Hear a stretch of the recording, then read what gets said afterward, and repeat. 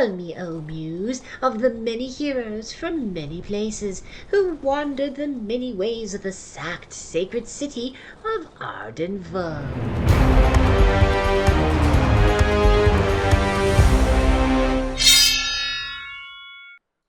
Yeah, I missed a lot. I honestly, I'm envious. I'm envious of all the things. I would have loved to get 6K XP or incinerated. Or both. Love your attitude. Yeah. Okay, shall we get started? Yes. Okay. Hello, everybody. Welcome to the 126th expedition of the Arden Vulgaris campaign. It is the first of the Voluptarian days. It is Toss Day. Who do we have playing today? Hi everyone, I'm Ed. I'm playing a new character, Drowder, level 1 dwarf, clanless dwarf channeler. Yeah. No hirelings. No oaths yet. Hello, I'm Lauren. I'm playing Demora the Hawk, a level 3 Thari fighter, and I'm going to bring a hireling of Hrothgar, a Wiskin priest. Hello everybody, I'm Meg. I'm playing Crowfeeder, level 4 goblin fighter, who now has a laser pistol. And he's bringing with him his two loyal goblins, Foodmender the Thief and Gunk Boiler the Bard. Yeah, he's spitting it on one finger. Very dangerous. No trigger discipline. Hey, I'm Sean. I'm playing Gale, level 1 wizard. I have no hirelings in tow, just a bottomless well of optimism. There we go. All right. On that note, I assume we're all in Gosterwick. What are we doing today? I'm in Goblin Town. Oh, we can take the rug to Goblin Town. Oh, I thought the rug was in the Troll Courts. Okay, then yeah, I'm wherever. No, we moved it. Yeah. So what are we doing, guys? Are we going to the? We're going to try and go to this this Thoth temple off the Well of Light. Is that the idea, or are we going to Demon Zone? I think given the character levels we have, probably puzzles What a is better, dungeon. even though What I a really dungeon. want to shoot things. oh, you'll get to shoot things. I'm sure. Oh yeah, okay. Yeah, let's go to the Thoth temple then. Yep. Okay, cool. So how are we getting there? I think probably through Goblin Town. Because there's a teleporter, right? I think. Is there? From Goblin Town, we can go up. No, sorry, not in Goblin. We can go from Goblin Town to the Halls of Thoth, and I think on the Halls of Thoth there's a teleporter to the Baboon Zone. Oh, in this pyramid. I don't know where it is, but I remember reading in chat that we found one. Oh, yeah, but then you're stuck in. Well, that was really. Yeah. Well, I don't know where that goes. I guess we could just go up the stairs. Yeah, we just go up the stairs. I forgot that there were also stairs. So yeah, I guess we're going to Goblin Town. We're going to go up from Goblin Town to the Bushmont area. We want to find out what's going on in the Bushmont area anyway. I think we should poke. I think we should figure out what's happening. I have a horrible feeling what's going on there. Yes. But, Yes. Okay. Before you leave Goblin Town, you will unfortunately have to do something for the court. Killick. Oh. Fuck that guy. Well, someone has been skimming income in the Goblin Courts. So they need to make sure it's not you all. Guys, don't look at me. Well, it can't possibly be me, says Drowder. This is literally the first. This is the first I've ever seen this place. I've never met any of you people before. What's the situation? Okay, so the situation here is you can either sweat it out through interrogation and conversations, or you can have an expedited pass by paying 50 gold. And you can prove your innocence through gold. Sounds like a shakedown to me. Which goblin is asking us about this. Also, do they not know who Crowfeeder is? I mean, really. Oh, to be perfectly clear right now, the people who are doing this are the ogre bodyguards. Oh. This one's name is It's Chum. Yum.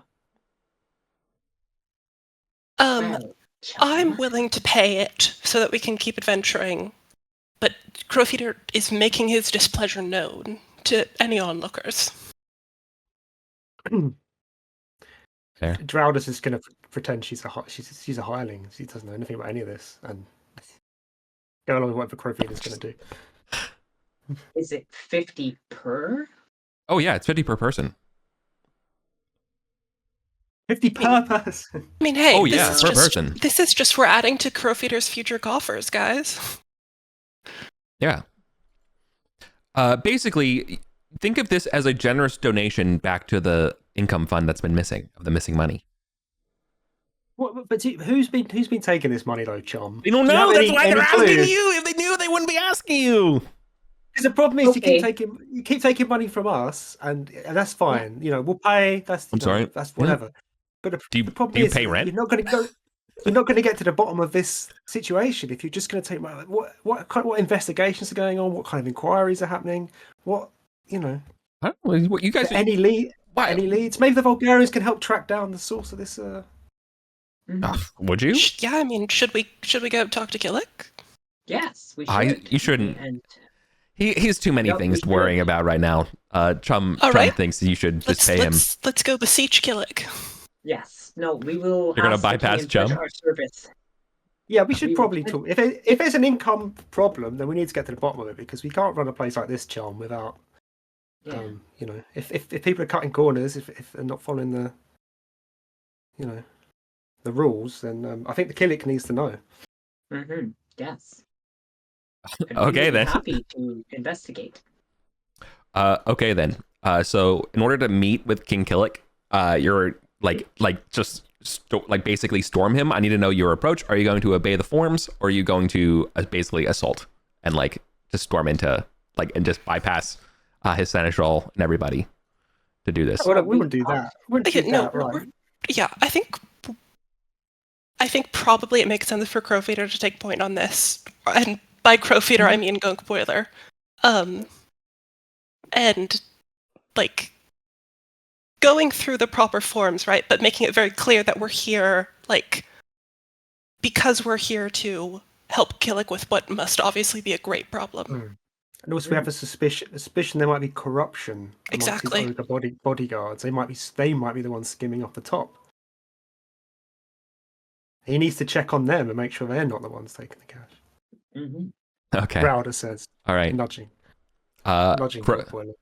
right. I think the person to lead this inquiry should be Crowfeeder. So Crowfeeder, can you give me a charisma test for me? Plead your case. I You should have advantage for Oh, this I forgot. situation. I have- Bard. You're right, and I forgot that I have good charisma right now, so I was very scared. But I think it's fine. 19. Yes. Oh yeah, easy. Okay. You brought it A up. few malapropisms later, he's...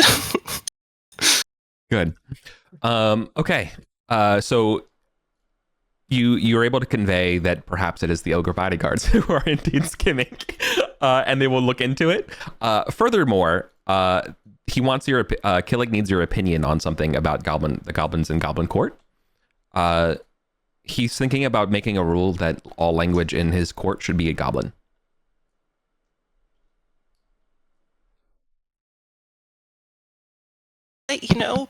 You're talking to Arcantian right now, by the way. So when you're talking to him, but he thinks it should be formal. Point of order: did the Imperial Goblins speak the same language as goblins, or More or they less. have It's like Spanish. like You a got different you got your like your a dialect. Galician, you got Gotcha, your gotcha. but yeah, you can understand each other.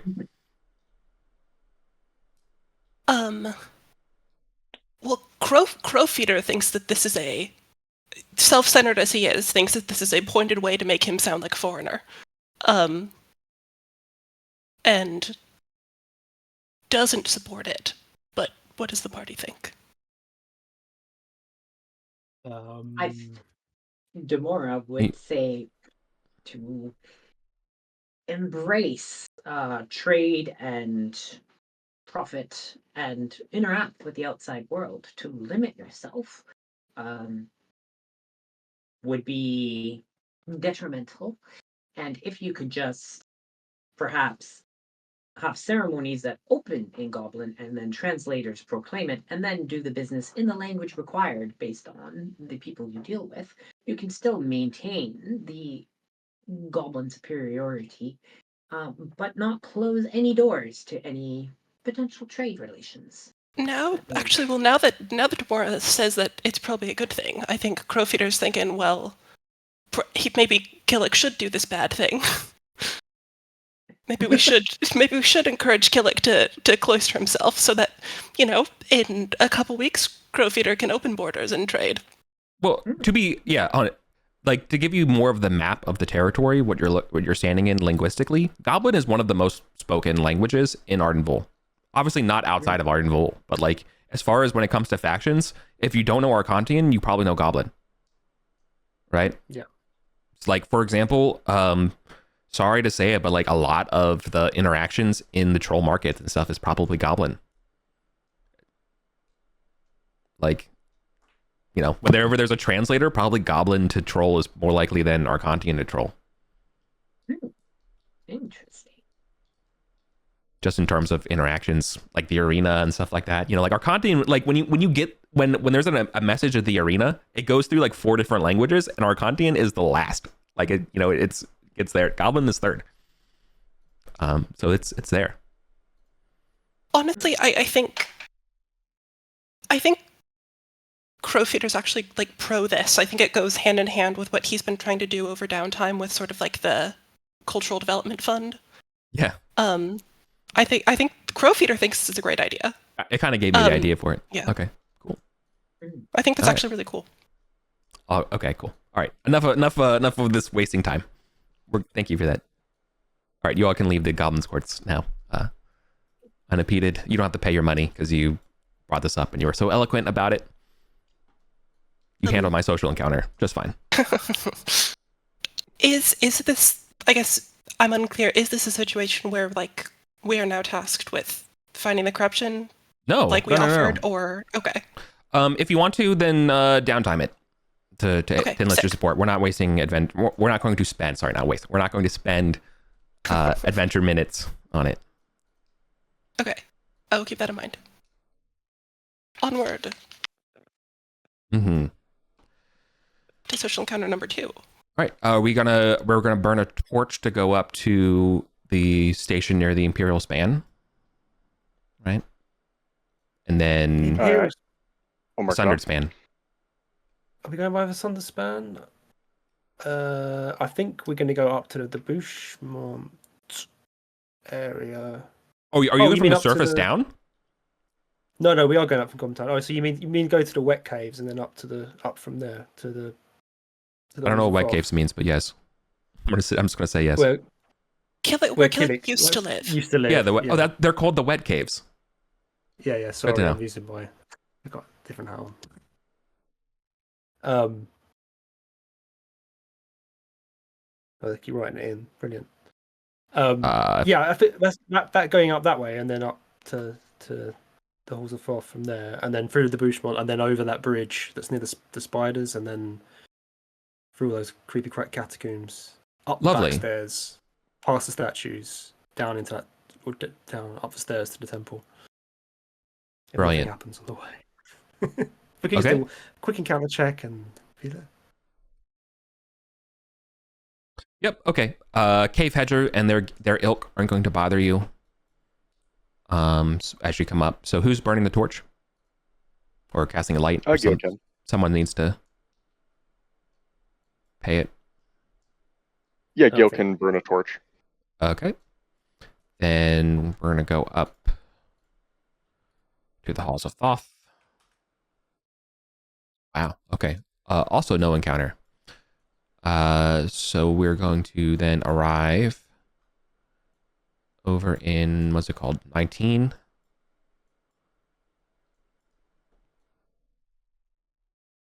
Okay, but I don't think we've been up here in a while. Yeah, that's kind of why I wanted to come through Yeah. here. Okay. You can see that there's numerous supplies. In fact, there is a portcullis blocking 19 in upwards here.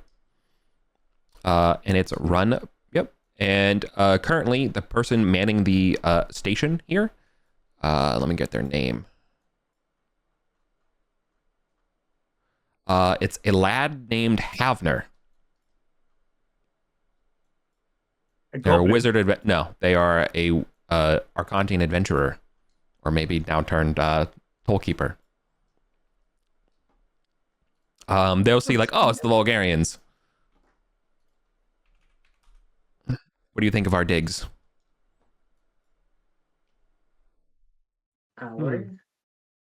Your. Hello. Yeah. This is new. This is ours. Yeah. Ours being. Yeah, what's your outfit called? It's a working title right now. We're the ones that you didn't want it. So Sunsguard Knights came looking for us. Okay. Didn't know there's dispense, but anyway. We were told that one of our members accepted the deal. Yeah. Well, what have you been told? Oh, the Beastmen were telling us that one of our members had accepted the deal on our behalf. So we But Beastmen, all adventures look the same. Perhaps. I suppose, but they mentioned the name Gavdos. Ah, yes. Oh no. I'm studying under Gavdos. No. So Gavdos is forming your group then, and you have no name. Gavdos is groupies, I would recommend. Perhaps. Well, because we go back, because we go back so far, I'd be willing to open this portcullis for you pro bono. That would be greatly appreciated. It's also the Voluptarian days, and it just feels wrong to charge for tolls on a week of celebrations. And you all are working, just like me. It feels, it's wrong. So here you go. Us adventurers have to have a little bit of solidarity, even when we're, working while the rest of the world parties. There you go. Furthermore, you can see around, like, it's not just this one portcullis that, like, stationed around. You can see there's other portculli set up, as well as additional equipment. For example, or supplies. Like, you can see there's still like lumber. You can see there's barricades and there's sort of reinforcements in the large room around the Hall of Thoth.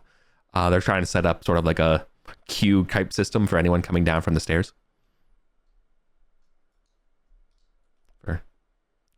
They're clearly creating this into a kind of a toll station. Ugh. Yeah. But if it makes you feel better, most people know not to come down to the halls of Thoth through the temple anymore. Everyone knows to go through the forest. It's cheaper. Through the forest? Oh, a fungal forest. Correct. The quote-unquote secret Beastman entrance, which has now become the main thoroughfare in Arden. Eric, would you remind me where the portculli are? Oh, sure.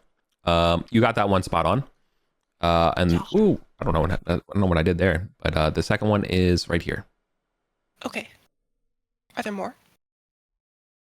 Yes. There's one. I'll just help you. There's one there. This doesn't exist anymore. Okay. That's blocked off.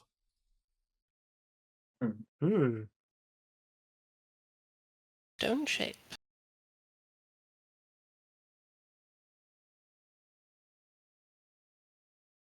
Yeah, I never know why the halflings didn't block off that southern exit, to be honest. Very foolish of them. No, thank you. Is Gavdos Indeed. around at all, Hafner? No.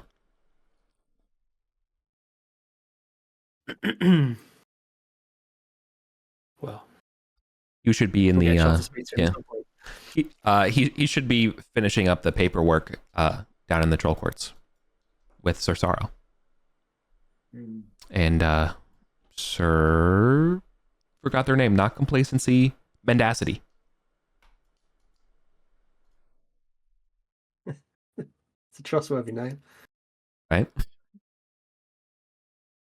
Okay, away you go. Yeah. What's your marching order and light situation? Do we have? Let's make stickies. Yeah. Can I delete these stickies with Food Swiper? Eric. I don't know where you are. Sure. Oh, right by 19. Oh, I see. Yeah, get rid of them. Food Swiper and the 3 goblin units. Yeah, that's from so long ago. That was from his first job. No, that's his second job. You first met him across the Sundered Span. I think he was deputy up here. Now he's in the courts of Killick. Well, I mean, will they let us go north here? Up to 17 and across the bridge that way? Yeah, for sure. Okay, cool. They're not like blocking. They're not. Okay. They're toll keepers rather than, like, guards. Okay. As in, they want traffic. Yeah, it's true. Yeah. The halflings didn't want people to actually come in here, did they, at all?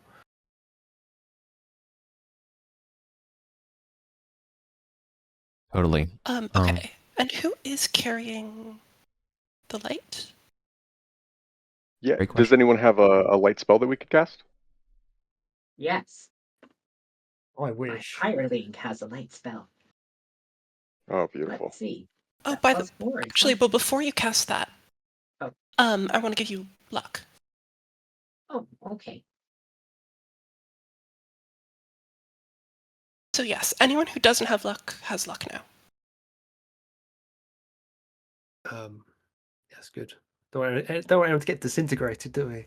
Exactly. Oh, needs it right away. And this is why we do it. I don't think you can get disintegrated if you fail a level 1. Oh, I just mean, I think lights. Nope, Oh, we have Jesus. no luck. Oh, We have my no luck. word. We have no luck and no light. Okay. Okay, well, there are lots of torches, so Hrothgar can just put the shield away and carry a torch for us if you like. Is that Hrothgar's only spell? Pardon? Is that Hrothgar's only spell? No, Hrothgar can cure wounds, protection Okay, from evil, perfect, turn undead, perfect. bless. Should we add him into the marching order? Yes. Yeah, that's smart. Hrothgar. Yeah. And then, yeah, since we don't know what these guys have set up, I think maybe Foodmender should be poking near the front, just sort of keeping an eye out. Not like 100% trap, but like just sort of aware. I like that idea. Maybe the spellcasters just stick at the back, Gale.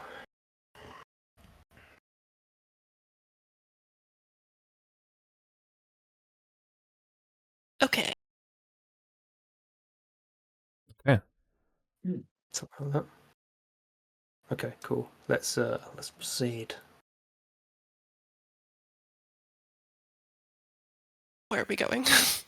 We're going up to 17, and then we're going to cross the Oh, okay, yeah, cross yeah. the bridge, and then we're going to get this concealed door open. We're going to march along this passage east, and then we're going to go up the Are we stairs at opening? 8. Are we opening the concealed door? You can go up. You can traverse Arden just fine over the bridge, everything like that, just fine, etc. Manipulating the statue arms. So We're gonna put the left hand raised and the right hand over the eye. Okay. Yeah, the door opens. Do we need to keep this door tied up to stop it from resetting? You say you're already like barreling down the corridor. It No, stays Shroud will open point out. for an hour. So, yes. Or Gil's well, got some spikes if we need to spike it. Yes, please. Can we quickly Hmm. split the party real quick? Have some people on the left, and then just like test the door from the right side. Like if it's What a if you one-way could- door, or if like you just can't open it at all, and then we can just like I'm sorry. knock. Hang on a second. I'm a little bit lost. Where are we right now? Are we going back to the room Oh, I'm 21? sorry. And- We're Yeah, still yeah, here. sorry. We're Yeah, staying we're here. Yeah, we're fiddling around this door. Okay. So you've I was opened just the looking door for an though. open spot to put. Wait, the have you token. opened? We've Wait a opened the second. door. You've Yeah. opened. You've We've opened. opened the door. There's two doors. I just want to make sure. You've opened this door, right? The one I just moved. Yes. Okay. Yeah, yeah, right. yeah. Okay. Perfect. Good to go. And then then half the party's going to go on the other side of it. We're going to close it, and we're going to see if we can still open it from the east side. If we can't, then we're going to open it again, and we're going to hook it up with some rope to stop it from closing, hook the statue up so it can't reset. Right. Who's holding light? I will Hrothgar. get another torch. Hrothgar. Got it. Okay. So who's going on the other side of the door? Crowfeeder. And then who's holding light? Okay. So who has? So like I'm just like thinking about light. That situation. Gunk Boiler has a torch. Got it. Okay.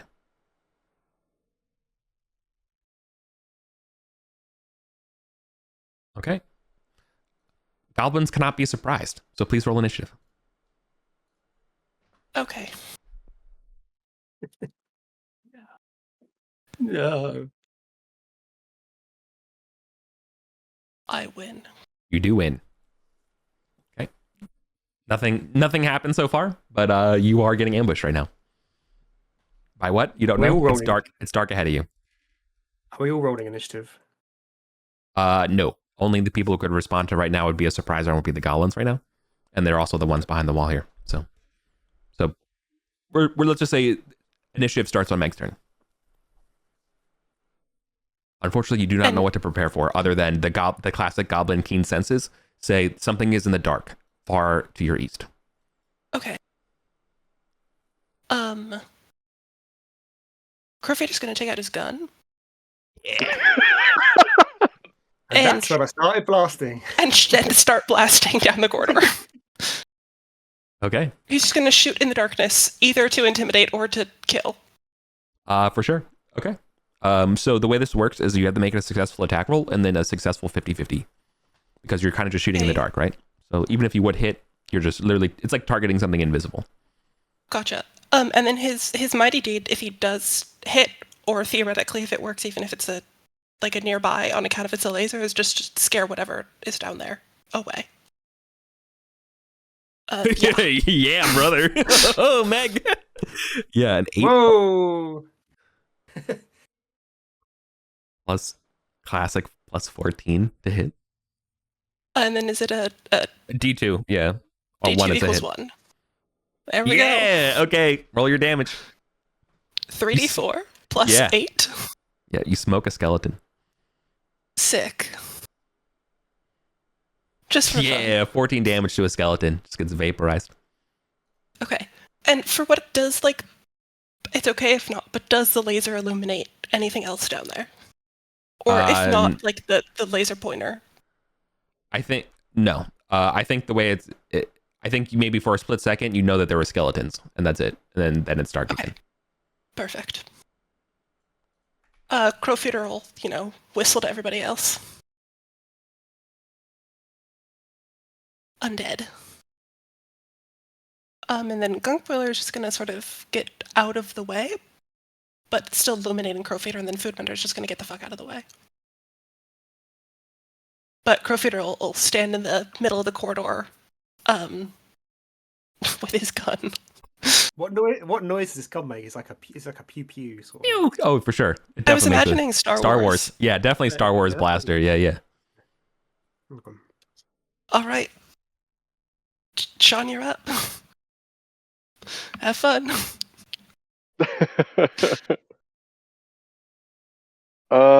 So we're into initiative order now? We are. Okay. Well, we don't have any light down there, do we? And I don't have any dark vision. So, yeah, I guess just kind of move into sightline with the corridor, and be ready to support with the trusty sling. Yeah, that's all. Let me check over. Yeah, that'll be it for Gale. Nice. Oh, it's to me. Okay. 3 shots come firing down. I'm gonna roll D2. One is Crow, 2 is Gunk. 2. Okay, so 2 on Crowfeeder, 1 on Gunk. So Crowfeeder, first attack, second attack, and Gunk Boiler. Probably all missing. Yep, all misses. Okay. Okay, so I guess Drowder's gonna move up to here. Can we see these skeletons? Have they moved No. into? I guess they've not moved. They just shot down the corridor, right? You can't see pretty much past here. Right, like Gunk Boiler's torch is pretty much it, right? So you don't know where they are in the hallway. Is Demora planning on advancing? Is that her? Is that what she's gonna do? Yeah. Well, I think Drowder's just gonna. I think Drowder's just gonna stay behind the door, but get ready with a holy water flask when it's needed. So you'll go, Lauren. All right. Hrothgar, stay here with the light on this side. Actually, He can turn, right? yeah, okay. Hrothgar, come with me. Well, we have to be in near, so we have to go down the hallway. But Demora will have her shield up and be in front. Okay, so 10, 20, 30. We're just going to double move down the hallway. 1, 2, 3, and we're going to stick to the left. Hrothgar right up behind Demora, so that Demora is the target.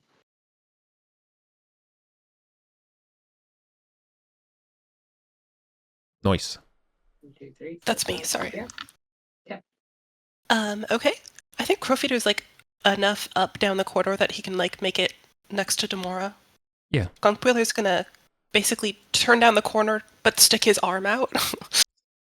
Okay. Such that it's illuminated but he's not. And then Crowfeeder's just gonna blind shoot down the corridor again.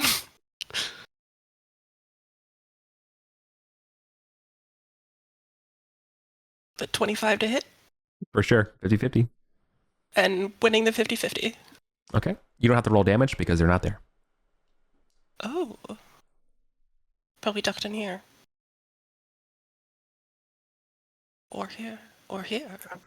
Have you ever actually done anything with this room to the left? No. Nah. I think They saw a wall of force and they were like, I'm out. Yeah, I was was there. We saw some like ritual happening and we said, okay, we've got 20 minutes left of the session. We're not touching it. This is actually the session where my guy before Crowfeeder got Laryl Spin. True. Marianos? No, Juliana Juliana. not long lived. Yeah. Yeah. We recovered a body, but oh well. Yeah, mauled by dogs though, so. Is Food Mender moving up as well? Oh, I forgot about him. I'm so sorry, Food Mender. He'll get around the corner. That's me. Yeah, I drilled her in the dark. Be alright. Gale will move up and hang out in this corridor with the goblin posse.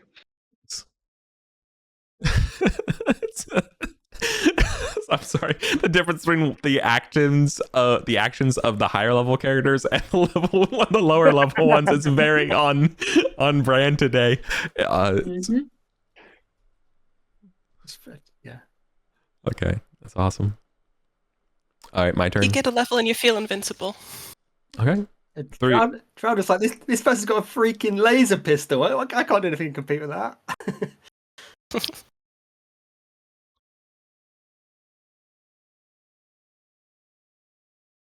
Looks like 1 is going into Demora and then 2 into Crowfeeder.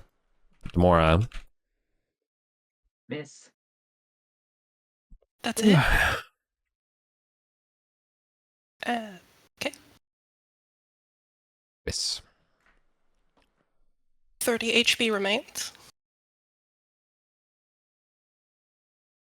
Okay, so Drowder, stung by the words of a GM, is gonna. We're gonna like double move up to the. This is approximate movement, more or less zone wise. Give you an idea. It's because she's very brave and not because she was scared of being left standing in the dark next to the massive chasm. Nice. Yeah, the omniscient narrator called out your cowardice. Damn. In real. And that's it for me. Okay. Demora and Hrothgar will move up here. Do we start to see them at all? No. You do not see them. We're gonna double move to there. Mm-hmm. Demora's gonna peek around the corner. Okay. We don't see anything down the corner. Okay. Okay, Crowfeeder's gonna look north here. In case there's anything moving in this northern room. Sure. Nope. Looks like quiet as the grave. Okay. Then he's going to actually put away. No, he'll keep holding the pistol. He's just not gonna shoot blindly anymore, and then double move, same as Demora. The goblins are going to move up a nook. A cover shooter. Okay, and that's me. Okay, Gale, I think, is going to pop up to this this hallway. Check inside, same thing. Clear the door. Any movement inside? No. It's quiet as the grave in that room. You see a Okay. bunch of statues to all the different old ancient gods, though. That's what's in this room. A word of warning, don't go too far into it. Cool. Okay. Double move. Pop up right in here behind Demora. Sorry. I think as the map is, there's actually like a set of stairs here, and it's kind of like what do you call it? Like you have to go up the stairs to come back around. Yeah, like a balcony or mezzanine kind of situation. I think it activated when we went down the stairs before. Yeah, I just wanted to add that part to what you're looking at. No, thank you. Yeah. To be completely honest with you, I really don't understand how that map is supposed to look like. I think that's the read. Okay. Your turn, Eric. Okay. Nothing happens on my turn.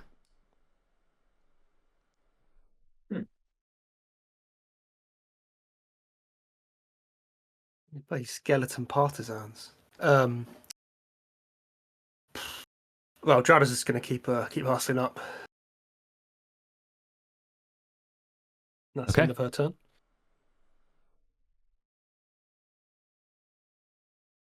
Okay, we are going to move 10, 20, 30, and Demora's going to peek around into room 3 and see if anyone is in there. Okay. Before you do that, can you make a dexterity save for me, please? Oh, okay. As you walk right through a tripwire, and a spear trap comes down. I'm going to burn my luck. Yeah. Anyway. Nice. Okay. You dodge the spear. It goes off the shield that you have in front of you. Nice. You peek into that room, and there's nothing in there. Interesting. Who's setting up spear traps? Wouldn't be skeletons, would it? No. Okay, we are going to hold position here.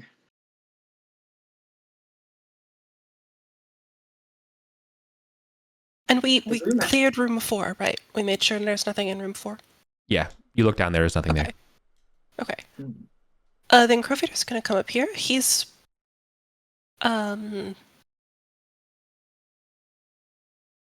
can he double move and just open the door to the staircase? He's just gonna do that. Sure. That door is already open. Oh. In fact, both these doors are open. Something's up. Something's up. Okay. Well, then Gunk Boiler and Food Mender are gonna double move up here. And that's kind of it, I think.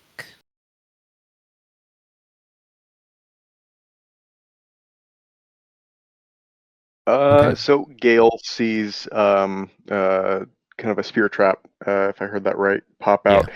The tripwire that was tripped, is that kind of spent now, or yeah, it's spent. Yeah. Does that? Okay. It's a one-time kind of situation. It doesn't reset. It's not like a rearm. It's a very basic-looking trap. Okay.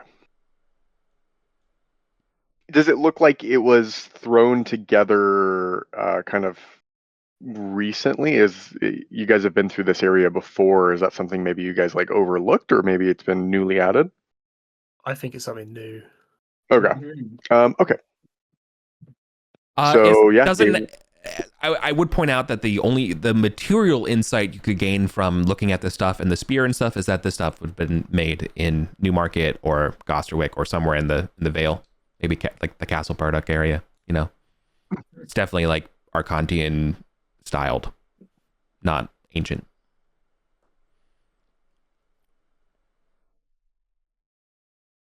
Okay, yeah, Gale will and we already checked and cleared 3, correct? Yeah. Okay. Gale will move up and kind of pop into this hallway. Cover shooter. Yeah. Okay. Crowfeeder's playing Doom. You guys are playing Gears of War. Anything else? Yeah.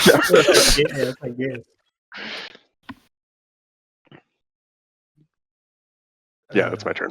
I don't know. You just need you need a chainsaw. One bigger than him. Yeah, exactly. All right, cool. I will ask you all a decision if you want to do a decision. So we can maybe get out of initiative depending on what you want to do, tactically or strategically, I should say. We should just go up the stairs. Yeah, I think we're just going to go north if they've stopped harassing us. I don't think we're interested in just getting some skeletons for the sake of it. Okay. Obviously, someone's trying to set something up here. I don't really give a shit, to be honest, what it is. But maybe we should get the thief going out first to try and detect it. Yeah, okay. Yeah, I think Food Mender goes first. If we can get out of initiative. But I agree. Good point, Ed. We're not getting out of initiative. Okay. Based on the answer. More blasting.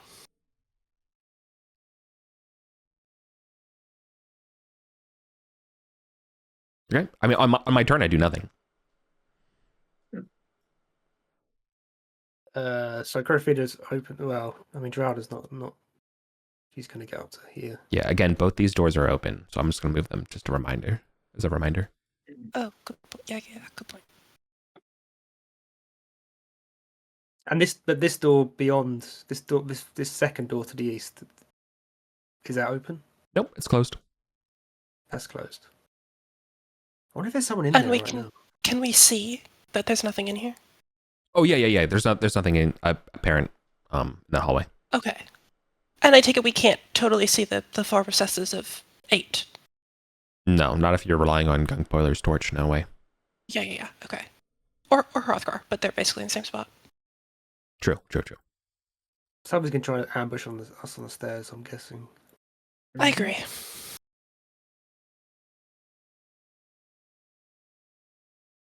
That was the end of my turn anyway. I haven't got anything else to... So... Okay, we are going to move up to there. 10, 20, 30. Hrothgar is going to try and attempt to cast Bless on Demora. Let's see if this actually works. 12 or better. Yeah, it does. Okay, got luck back. Nice. Click. Okay. And that is all we can do for the moment. Could you have Hrothgar with the light so that we can see down 8 a little bit better? This is about as far as we could move. Okay.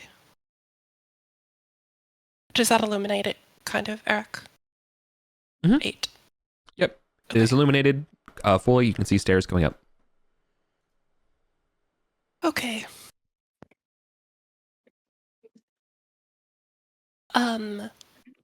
Honestly, I think Crowfeeder's just going to go up there and have the other 2 goblins double move behind him. Foodmender, so Gangboiler has the torch, Foodmender has his 10-foot pole, and then starting next turn, I think we just want to carefully poke up the stairs. Crowfeeder in front, with the shield out, the other 2 cowering behind him. But we're not going up it right now, because they don't have the movement. Right. That's me. Okay. Let's see. I think Gale is going to. And when we're doing movement, are we doing kind of like 10-foot increment or like a full 30-foot movement, or are we moving from zone to zone? Like, how does the movement work in a situation like this? Zone to zone. But more or less, okay. Zones don't normally get super defined. But in general, it's like about 30 feet or so, which is why we do it that way. Okay. So, yeah, 20, 30-ish. And then Gale is going to, I think, just to have a little bit of defensibility, I'm going to stow his sling and dagger and pull out his staff. And then that'll be Gale's turn. Okay.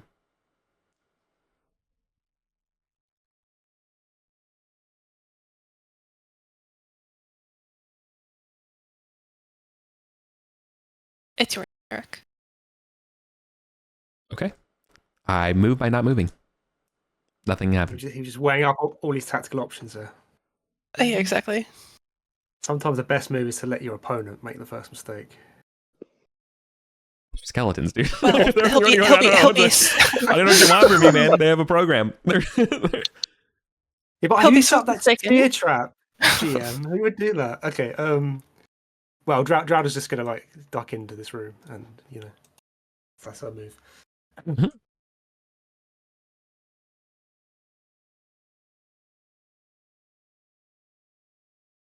We are simply going to. Hrothgar will move into the room, and Demora will blockade at the entrance to it. Nice. Okay. Crowfeeder is in front with blaster and shield. Foodmender right behind Crowfeeder with the 10-foot pole poking in front of Crowfeeder. Gongboiler with the torch in the 3rd rank. We're going to maneuver up the stairs cautiously. Clear the stairs.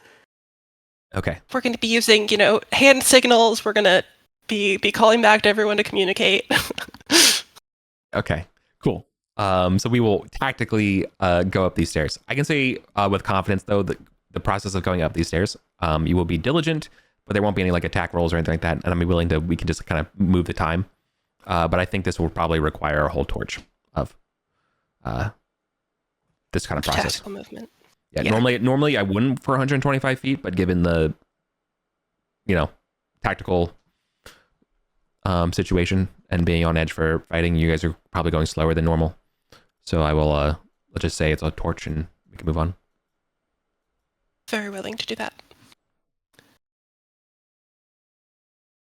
In which case,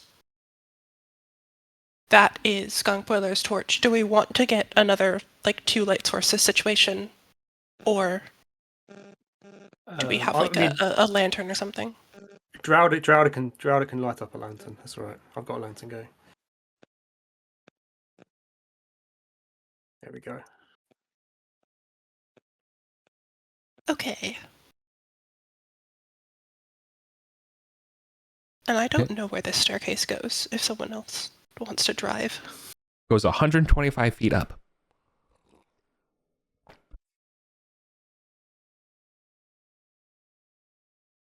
Okay, yeah, so...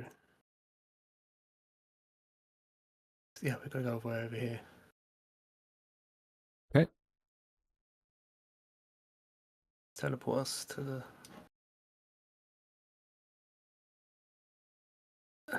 Or are you teleporting? I can. Yeah, you can bring it to me. I'm on it. It's going to drag us. Yeah. Here we go. Fast travel sounds. Okay. Rotate. There we go. Okay. In addition to the 20-foot corridor leading into a 30-foot square room, flanked on each side by tall 12-foot ibis-headed statues, there is a powdery bone dust in the floor here and broken bows.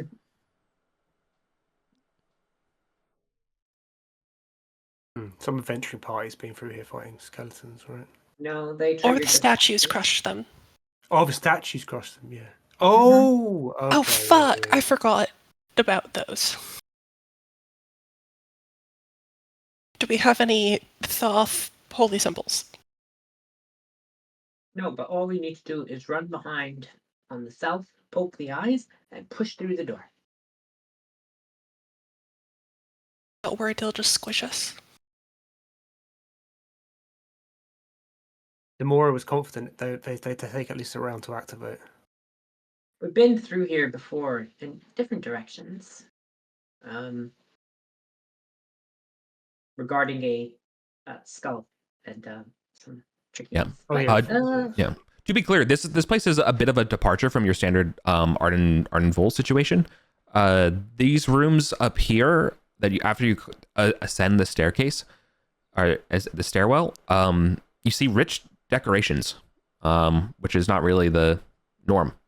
There's still white ibises, painted on blue walls, that kind of stuff. In fact, this room is also continuously lit by magic long ago. The technology has been lost, providing that nice office environment, halogen, oppressive, solid, consistent hue. Mm-hmm. Eric, is there any gold that could be pried out of the walls here? No, there's no gold. Okay. Or, I guess, other, precious metals. All right. The only precious metals or precious gems would be the eyes of each of these statues. They are brilliant sapphires. No, we've got to leave them. I mean, if no one else wants to do it, Drowder will volunteer to run over to the bottom statue, depress the eyes, and then everyone can run through the secret door. Yes. Confident that it only takes a round. We can do it. Let's do that. Before that happens, do the statues look like they are in the position that they were originally in? Like they seem like they have kind of reset, so to speak? Do you know what position they were originally in? I guess I would be asking if anyone else's experience, yeah.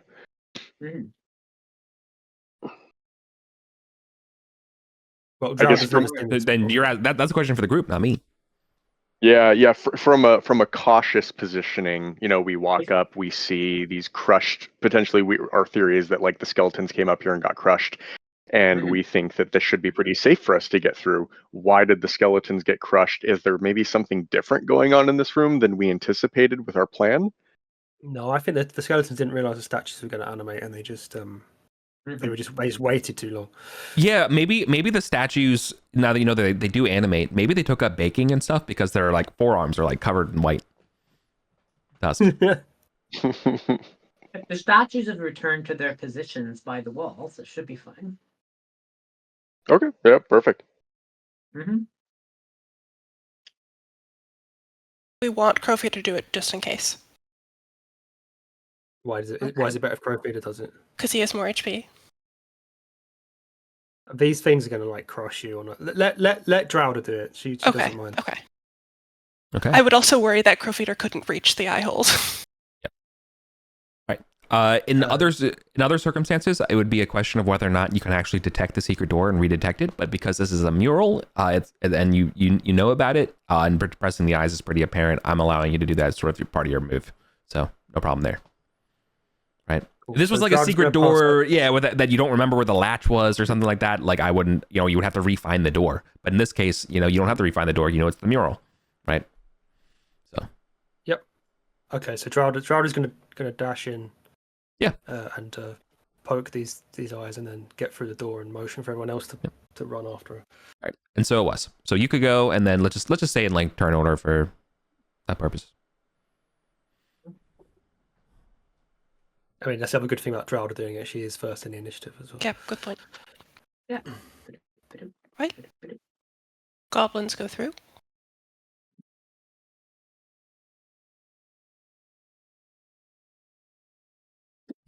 Gail like is squeezing like right behind the dang door. There's like no room in the hallway. Like everyone ran in there. You're like let me get in. Can't wait for these statues. Yeah, for sure. And Gail, make sure you close the door behind you. Yeah. After the tactical breaching jumps in, does a roll. Yeah, it looks like a simple door behind you on this side. So, be reopened. Right. It is. And it doesn't look like... Oh, yeah, do I actually have to close it behind me? Oh, yeah, it doesn't close automatically. Oh, okay, perfect. Yeah, well, Gale does that hastily, worried that that he doesn't want to be turned into one of the cakes that the statues are baking. You don't want to become a mince pie? Okay. We clearly have different... Yeah, we clearly have different goals in life.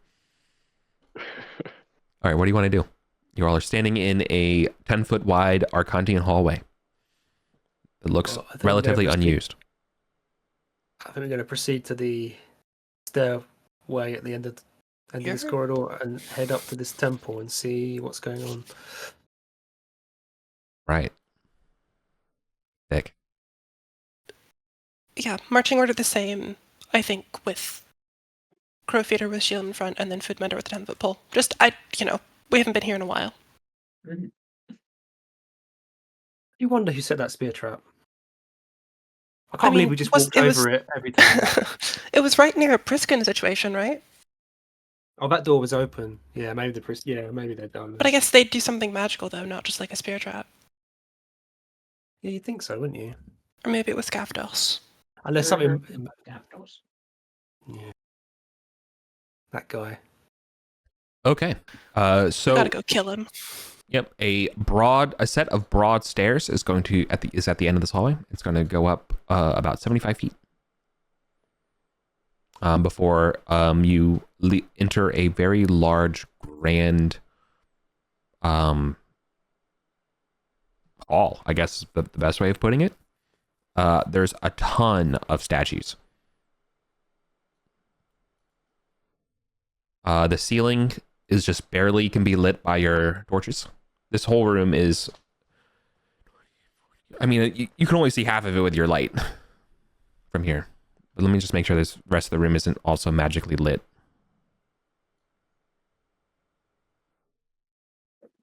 Wow. Yeah, no, believe it or not, this one is not magically lit.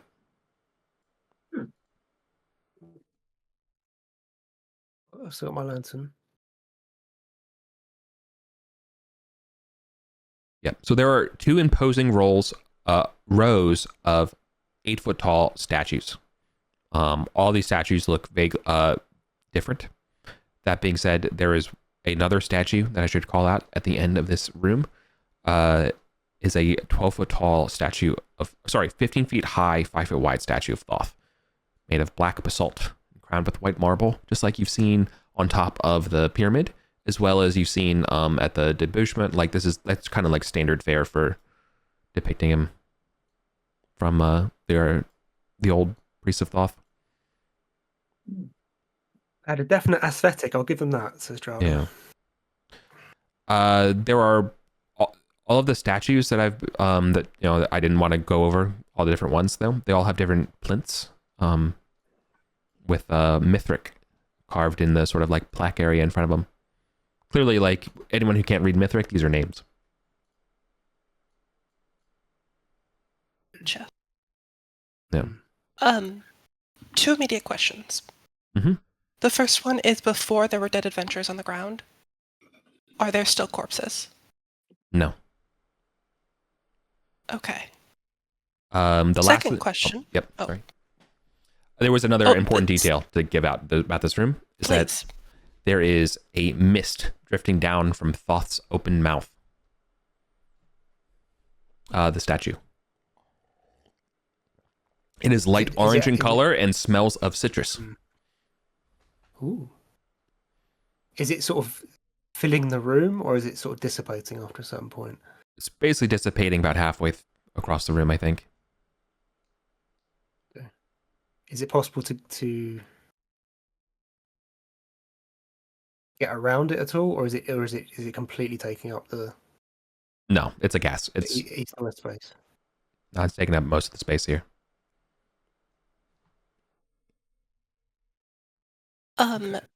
Okay. What's going on with these, like, side rooms? That's how I'm interpreting the map. At least. Like, this one.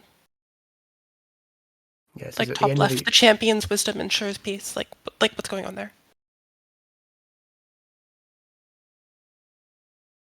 Champion's wisdom ensures peace. Champion's wisdom knows whence it arrives. Yeah. So each of these things has an inscription on the wall behind. It's a shrine. Each of these areas literally has an altar, something on it, as well as a large mural and an inscription. Gotcha. So, yeah. The inscription on the western one says, the champion's wisdom ensures peace. And the walls of this chamber show scenes of men judging a wide variety of creatures. At the western end stands a 4-foot tall marble statue, on which sits a set of platinum scales.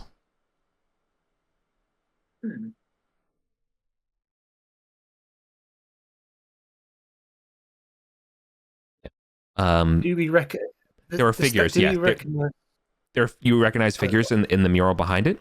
There is an orange-robed, ibis-headed man standing next to a red-headed man with a crocodilian head, as well as a hawk-headed man in orange.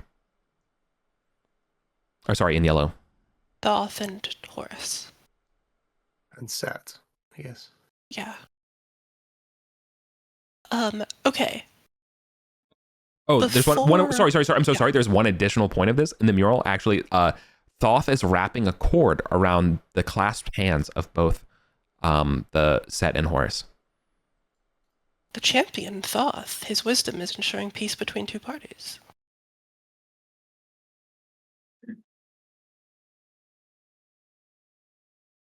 Okay. Before we get too crazy in here, Crowfeeder has one of those like gel sacks that we got yesterday that we think is like a rebreather. Should we, like, do we think breathing in the mist is good, I guess? I don't know if it's good or bad, but I imagine your breathing in the mist is a prerequisite before you try and do whatever it is you're supposed to do in these rooms. Yeah. So maybe we Okay. should see what's in these other rooms. Yeah. I think Crowfeeder is evil, and so we'll put the gel over his mouth just because I think it might be a bad idea if non-Thoth guys breathe this in. But otherwise he's gonna operate as normal. He's not helpful either because he can't read Mithric. Nice. Gamora can read all the Mithric you need. That's fine. Yeah, Gale has Mithric as well. Are we? Does there look to be any impediment for this? Let's say northwest room. Does it look like we could enter without any problems? Does it look like a clear approach? No, it's clear. Okay. Well, whenever you guys think, I mean, I guess we can kind of go alcove by alcove and kind of get like a vibe for each of them, but Gil can try and drop a detect magic whenever we think that'll be valuable. Yeah, Okay. I think getting a sense of the whole room before we fixate on one is a good idea. Yeah. Crowfiddle will room's accompany you, but he's not going to touch this shit. Maybe we should just proceed clockwise. Yes. But not trying to avoid stepping into the mist. Yeah, Gunk Boiler and Foodmender are staying step. by the door Mm-hmm. because they're both also evil. Right. Okay, the eastern chamber.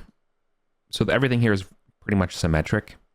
This one has the north and south walls filled with dozens of images of objects and incarnations associated with Thoth. So like your ibis-headed man, ibises themselves, baboons, scrolls full of writing, sorcerer's staffs, ankhs, set of scales, the feather of Mod, that kind of stuff. Stuff you've seen on like elaborate doors and things that are related to Thoth as well. Like it's all very similar, clearly Thothian. On the table, so like on the shrine set table, are 10 miniature. So there would be like about 3 inch tall objects.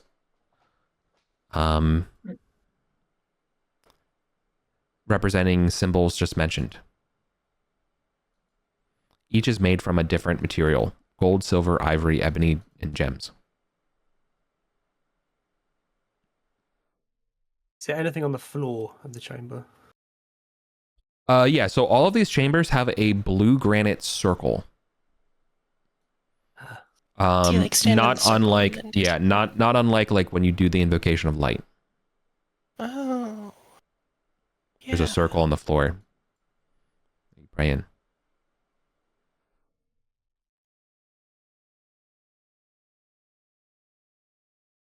Okay. So this one says the champion's wisdom knows whence it arrives. Should we check that? Just check each chamber in turn, see if we can what we can read in each one. That sounds good to me. Sure. And Gale's kind of association, I see this little notation down here. Those who seek Thoth's wisdom must follow his breath, and knowledge of Thoth's goodness and Gale's goodness. He is completely fine with the breath. He doesn't have any compunctions with approaching it or getting near it. Love that. I mean, I don't even know. All right, when you double over and start can't breathe, don't say I didn't warn you. Okay. Gale's here for a good time. Exactly. All right. Well, even from this distance, you start breathing in. If you're not trying to prevent yourself from breathing in some of this orange citrus spray, you will begin to have a numbing effect on your senses and your brain. You're having a light high. Oh shit! Maybe I do want to breathe it.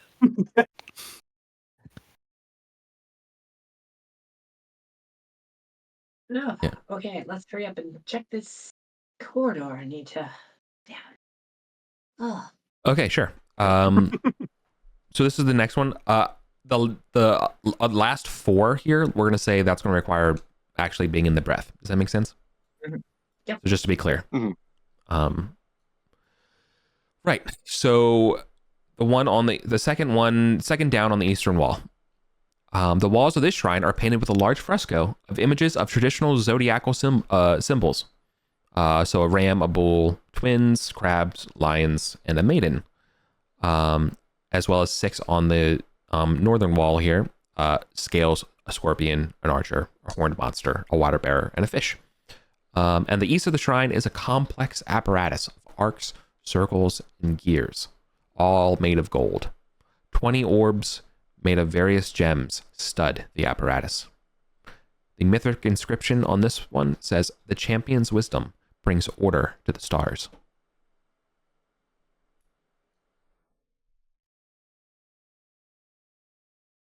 Champions.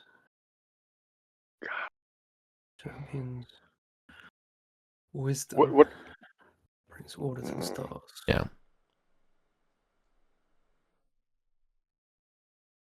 What are those things called? Like the like representations of like the solar system. What there's a word for that. An orrery? Yeah. Or an astrolabe? Yeah, there we go.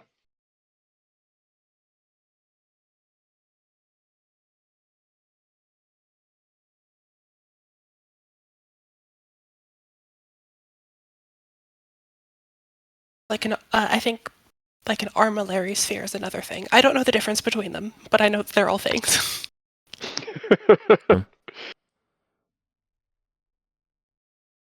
So, do we think do we think what Crowfeeder's got is actually a rebreather? Because maybe we should give it to one of the people who can speak Mithric, and they should take a lantern and check out these remaining chambers. Yeah, Crowfeeder, you're fine. You're fine in here. You chew on the okay, then yeah, I think it is. You chew on the gel, and you're totally fine. And I can like breathe through it normal. Mm-hmm. Sick. I mean, frankly, maybe Gale, if you want to test it, it might be good to see if you want to test it, it might be good to test it. The breath? The pneuma. Oh, perfect. Yeah. So yeah, Gale will take I guess by this point what? Well, is a torch and lantern, do they provide the same amount of illumination? No. Lantern is twice as bright. Okay. Yeah, I can take over on someone else's lantern, or you can light his own. Take Travis' lantern. That's okay. Okay. And Crowfeeder will like stand beside you with the rebreather in case something bad happens, so he can like drag you back to safety. Okay. Appreciate that. Yeah, I think Gale will approach the front of the Tothian statue and kind of take it all in. Take a nice big whiff, and kind of is there anything on the approach to the statue that would be notable other than huge freaking ibis-headed statue? No. There's just a large potency of this mist. Okay. You will be stunned as you begin to contemplate Thoth. This is a narcotic effect.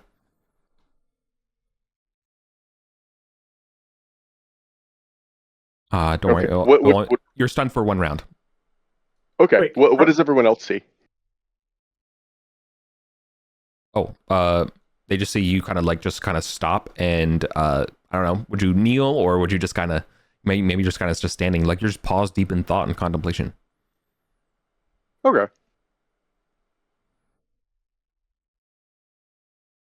Are there any nuggets of wisdom that are revealing themselves to Gale in this contemplative moment? Sure. As you begin to contemplate for this round, so like what people see instantaneously is nothing, but literally over the 10 minutes, the mist begins to like coalesce around you, producing sort of like almost like a halo or like an aura. Do you want me to get you out there? That's not concerning. Shove it in one of these alcoves, Crowfeeder.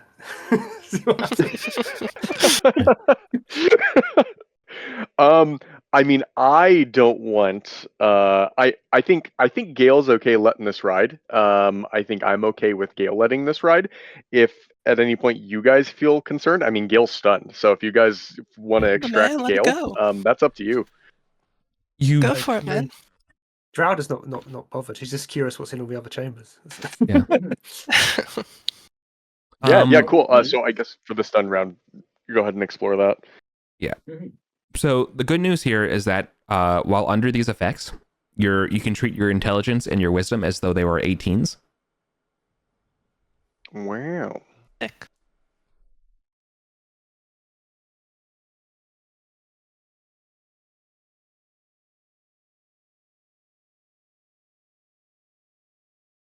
Bad news. Okay. Yeah. Well, yeah. The bad news is that you are also physically weakened by this effect, imparting malices to your strength and constitution. Okay. Lastly, maybe it's like. Oh, yeah. Go ahead. And the last and final thing is that you are now definitely attuned to the Ibis Lord's presence. Thoth is watching. Can you see him right now, Gale? Point to where he is. Crowfeeder points at the statue. No kidding. Is he in the room with us now? Yeah. I think from your openness here, you can pretend I'm saying this, but Gale is the one relaying this information about the shrines. I feel like you probably have insight into more of this room in general, right? From this effect. That each of these rooms, these are all shrines devoted to the 8 chief incarnations of Thoth. And that this is one of the this was like one of the most prideful, proudest. It's like the proudest moment, or like this one of the proudest rooms that the priests of Thoth ever made to glory, for the glory of Thoth. Those thousands of years ago. Yes. So the way you understand how the whole shebang works. That one of these 8 shrines will be activated at any point in time. And when a shrine is activated and you go into the blue circle, you will be tested and challenged by Thoth. Should you pass, you'll be given a boon. Should you fail, you should be given a bane. It is said that you will hear the voice of Thoth in the challenge. Can we tell which one's lit up? Yeah, I think Gale would know. It is the third one on the left. Or sorry, third one on the right. Right? I know what left and right are. Third one on the right. Okay. Do we still want to go around the circle and get what each of them are, though?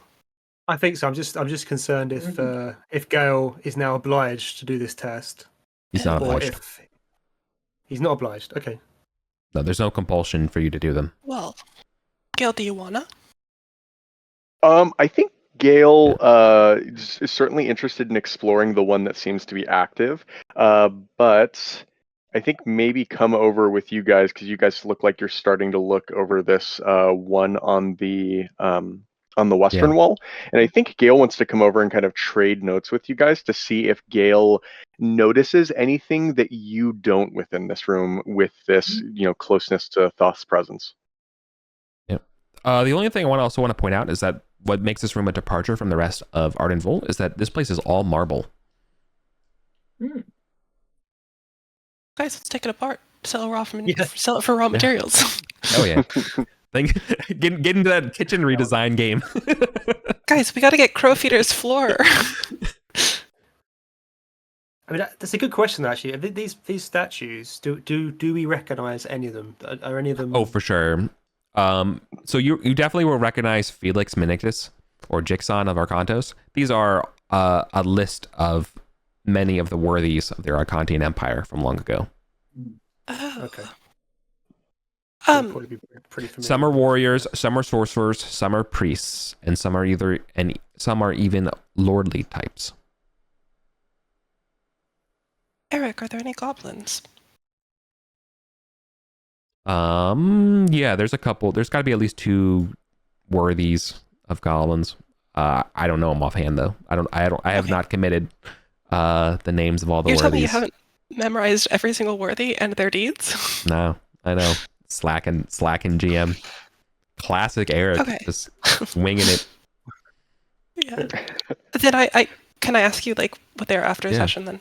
Yeah, for sure. Okay, so- I'll come up with something after the session. All right, so we want to get a full breakdown of all the different shrines, right? Yeah, can we explore this second one down on the left? And before that, I think Gale's gonna, with his 18 whiz, drop a detect magic on himself. Sure. Okay. I'll start describing the second shrine on the left. The walls of this chamber are covered in frescoes showing arcane symbols, formulae, and objects, so like wands, books, scrolls, and the like. On the western end of the basalt table sits 2 wands, one carved of oak, with a few, like hardly any arcane glyphs on it, and the other is a piece of ivory, adorned with silver and gold etchings. Above the table is a carved inscription and a flying ibis with its beak open. From this open beak, a twisting scroll descends to the hands of sorcerers. The inscription reads, "The champion taps the arcane."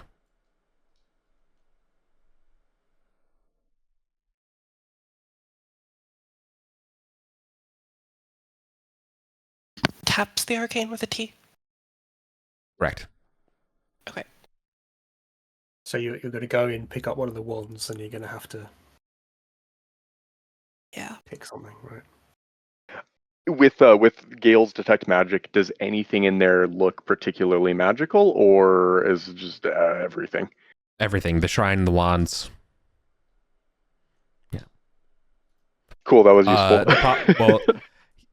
Unfortunately, okay. So 2 things. One, based on your state of mind, Thoth is magic, and so everything around is magic, and thus Thoth. So that's definitely leaning in here. But on a practical level, yes, you can determine that these wands are magical. Okay. And is there anything that Gale notices, like kind of observing this and trading notes with everyone? Is there anything that Gale notices that no one else notices because of this closeness to Thoth? It is what I'm giving you right now. Oh, okay. Yeah.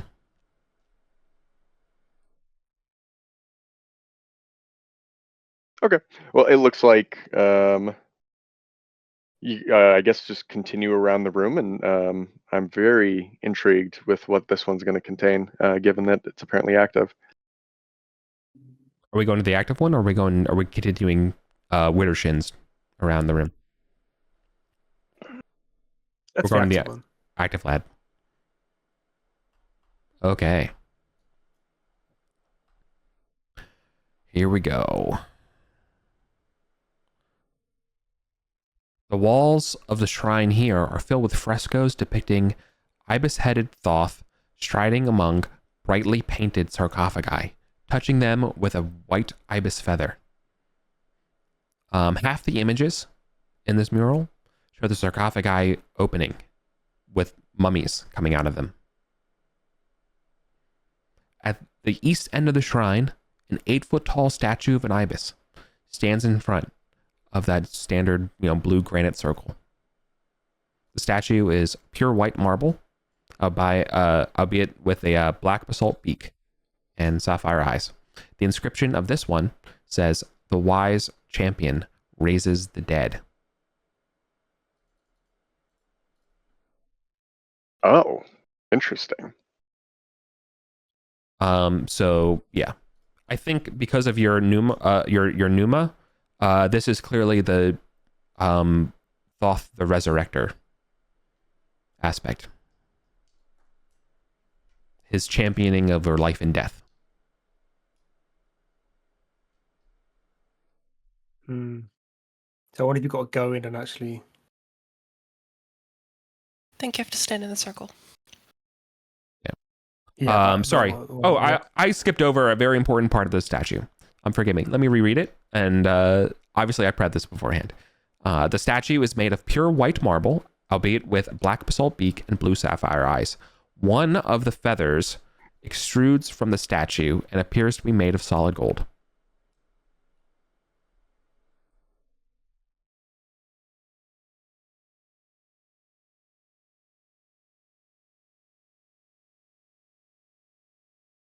Where on the statue does the gold feather come off?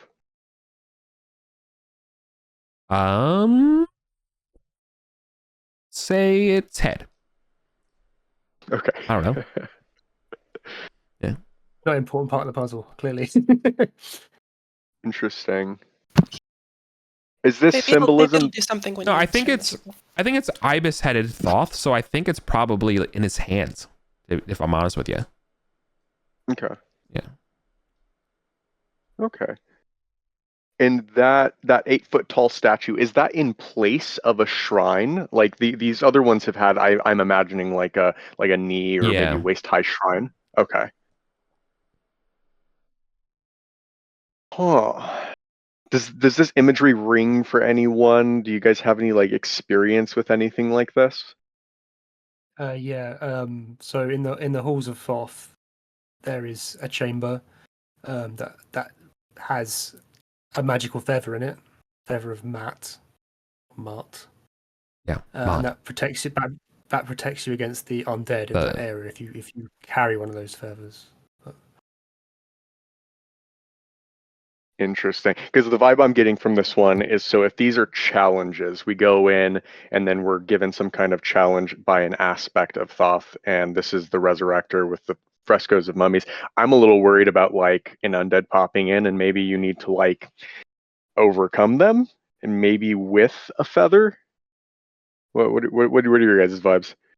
Well, it's either going to be you get asked a question, you have to give the right answer, right? Or it's going to be you get transported somewhere else and you have to do something. Yeah. Well, or earlier Eric said that in the shrine you'd like hear the voice of Thoth. So I think probably it's like a question, and you have to use the knowledge you just got from the pneuma to overcome. Yeah. Like a mental question. That'd be my quest. That would be my guess as well. It's gonna offer you probably a dilemma, right? And you're gonna have to say, I would do this, I would do that, maybe. Interesting. All right. Do we want to keep going around the room, get the full scope of this? Yeah, unless you want to go in the circle. Dude, this is so awesome because you're like breathing in the chemicals like full Imagine Dragon style, and Crowfeeder's just like wearing this like globe of like like gel like over their mouth, just like yep. So true. Carry on. Okay. I super do want to, but I do like the idea of kind of getting our breadth of options before charging off into whatever this challenge is going to be. For sure. All right, so are we going across the room or are we going down? What's the next one should I give you? Let's go on the west. Keep the pattern that we established. That wasn't the original pattern we tried to establish. Anti-patterns. Okay, for sure. Let's say... Okay. Sorry, it's a lot of reading. A lot of trying to... Also figuring out on my own to convey to you. Are we going in the same order that the module has them written? Surely, right? Oh, absolutely, yeah. And it's not like there's like pages of information about each shrine for each. No, exactly. Don't worry, not at all. You're fine. All right. The walls of the shrine depict scores of scribes laboring to copy scrolls and codices. At the western end is a solid ivory table on which rests the like massive tome, an enormous codex, literally like 3 feet by 5 feet, green leather, ivory, beautiful, right? Additionally, a ink pot and ibis feathered pen are next to it. On the wall above the table, carved an inscription as well as a fresco of baboon-headed Thoth handing scrolls to genuflecting and reverent humans. The inscription here reads, "The champion transfers knowledge." This is Thoth the scribe. Okay, so I reckon I know the answer. You've seen this one before. Because we've seen a puzzle like this before where we had to open a door by placing a magical scroll into a compartment, and this is probably something similar to that. We have to transfer knowledge somewhere, whether that's like something like a spell that we know, or a scroll that we've got on us. But this one isn't, because only one of them is active, right? Only one of them's active, yeah, but yeah. Right. Okay. Yeah. Okay. Sick. Shall we go one down? Or one south, rather. Mm-hmm. Okay. The south wall of this shrine depicts a file of... What the... Okay, so I'm just going to read it as is, and you'll be confused as with me.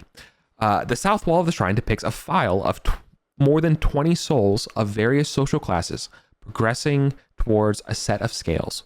The north wall is devoted to an enormous fresco of the scales, behind which crouch Thoth as a baboon, as well as Ma'at. On one scale is a human heart, while the other is an ibis feather.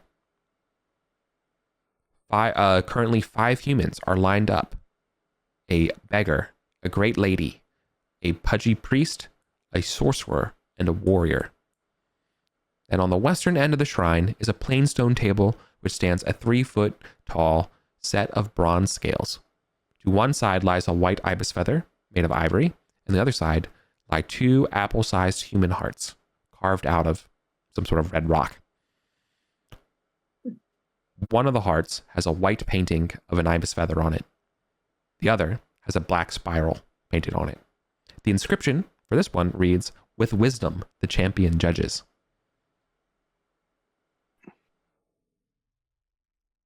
Thoth is this?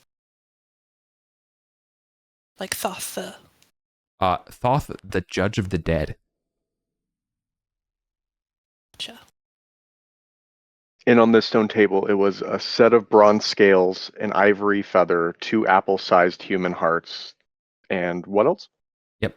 One of the hearts had a black spiral on it, and one had an ibis feather, a white ibis feather painted on it. Okay, so like a good heart and a bad heart.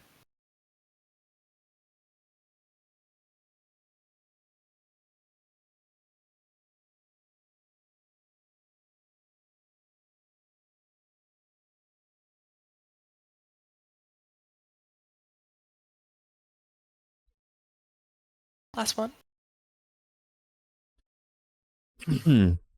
Okay.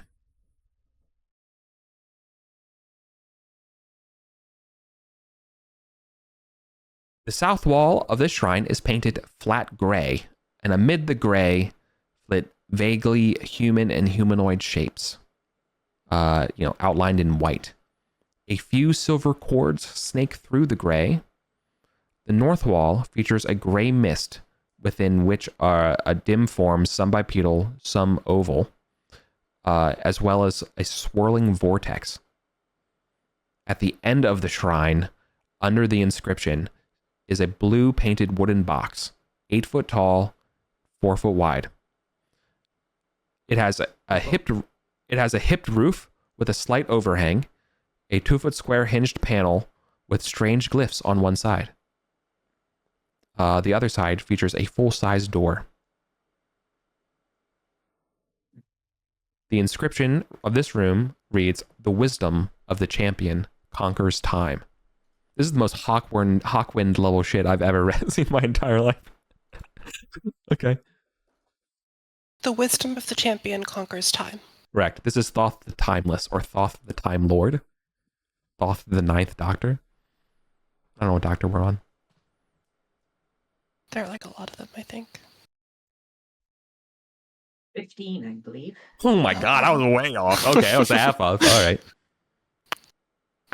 Can I get the description of the blue painted box again? That one kind of lost me. Yeah, no, it lost me too. I understand that. Okay. Under the inscription stands a blue painted wooden box, 8 foot tall and 4 foot square. It has a hipped roof with a slight overhang.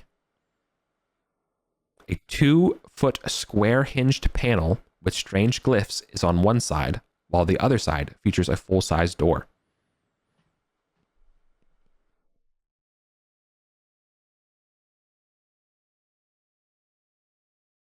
Is this not just like a TARDIS reference?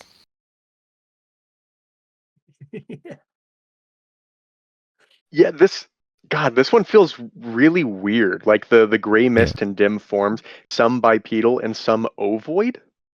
Yeah. What? Ovoid? Yep, circular. Oh, it was circular. Oh, no, it's ovoid. It's ovaloid, but like, yeah, you vaguely round. Yep. And is the blue box, is that painted on the fresco on the wall, or is it like a real box? No, it's a real box. Literally the TARDIS. I think it actually kind of maybe is. Lastly, I would point out, while you are dumbfounded at this one, is that in the southeast corner of this shrine, it is not completely intact. A narrow, cramped tunnel protrudes from it.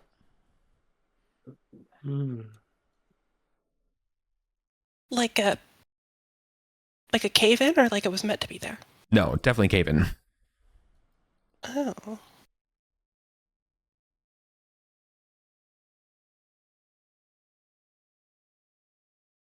Okay. Well, if we don't want to do any of these challenges, that's somewhere else we can go, I suppose. Yeah. Unless that's part of the challenge. But it would be getting everyone past the breath, right? I mean, Drowder actually doesn't mind breathing it in because she's a channeler anyway. But nothing bad seems to have got to Gale, and Gale has said he has no compulsion to do the thing, so she doesn't mind just breathing it in, honestly. She's actually kind of curious, if she breathes it in, is she going to get a different thing light up? Because she thinks she knows the answer to a couple of these. Especially that champion transfers knowledge. I bet you've got to write in the codex with the pen. Yeah. A spell, right? And I know spells, so I could go in there. Are you going to breathe in the stuff, or do you know better? No, I think Drowder is gonna try and breathe in this stuff as well. Okay. So she can move around the chamber more freely. You'll be dumbfounded for 3 rounds before you can proceed. Okay. Maybe during those 3 rounds. I mean, Sean, do you want to try the challenge? I do. I'm very curious about the challenge. I kind of wish we had one of those. You guys mentioned having like mott feathers from before. I kind of wish we had one of those, but I guess that's neither here nor there. Does anyone else have an interest? Sorry. Let me give you the names of all the other ones. I'm sorry. Before we move on and start deliberating. So the top left one, Thoth, the Arbitrator of Disputes. The one beneath that is Thoth, the Magician, or Magican. And the one beneath that was Thoth, the Scribe. The other 2 missing on this here was so this would be the top right one. That is Thoth, the Self-Begotten. And the one beneath that is Thoth, the Astronomer.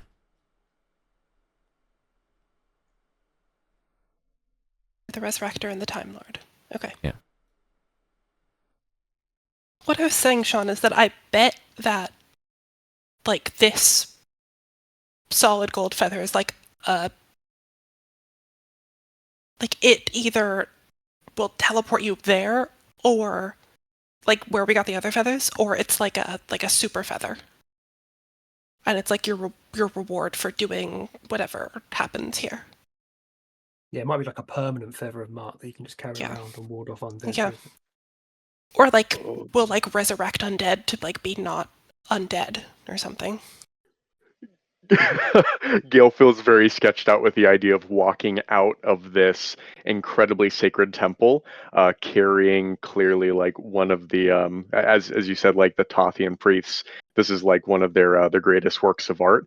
Taking something like that from this place is something that really sends the heebie-jeebies through them. Maybe your reward for proving your knowledge of Thoth, right? So it'd be perfectly reasonable for you to do that if Thoth decided to give it to you. The thing I'm worried about is what happens if you get it wrong. And Yeah. like Well- are all these statues going to animate? So I'd say before you go in there, everyone else should get in a position to flee. Yeah. Well, yeah, except for Drelda. Drowda is here now. She's breathed it in. She's tripping out. But Yeah, so everybody join the goblins. Crowfeeder will stay by Gale. I do want to flag something here. There are 28 plinths for statues, and some are missing. Mm-hmm. Oh. Okay. Oh, I thought that was a mapper error. so there's literally nothing. There's nothing. There isn't 21 like are still broken occupied. Plinth. It's not like a broken plinth or broken feet or something. There's just No, nothing. there. Nothing. Correct. And there's no name either, so you don't even know which ones are missing.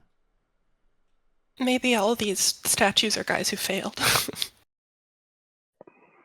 Or maybe these are worthies that were chosen by Toth, and maybe there's 8 opportunities for people to join that. I don't know that a level 1 wizard named Gale is a worthy, but...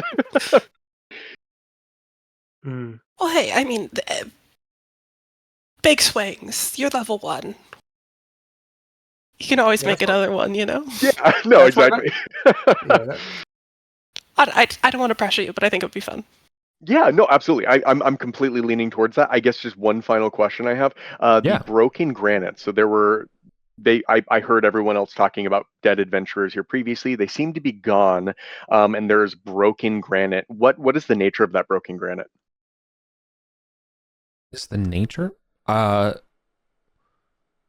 Does it seem like it was like did someone come in here with like a jackhammer and like tear down one of these statues? Is it just in the middle of the floor? Like, is it? Okay. Yeah, there's dust. There's dust and debris all around here. No, there's nothing resembling the statues. That's the dust, but I would say it is the same rock. Okay. Or mineral. I don't know what. All right. As the statues. Correct. It's the same same gotcha. substrate. Interesting. Okay. Gale is going to protection from evil, and then step on in. Okay. And Gale is going to look. Yep, there you go. I think we're evil here. Oh, goodness gracious. Thought booms in your voice. Get that weak shit out of here, child.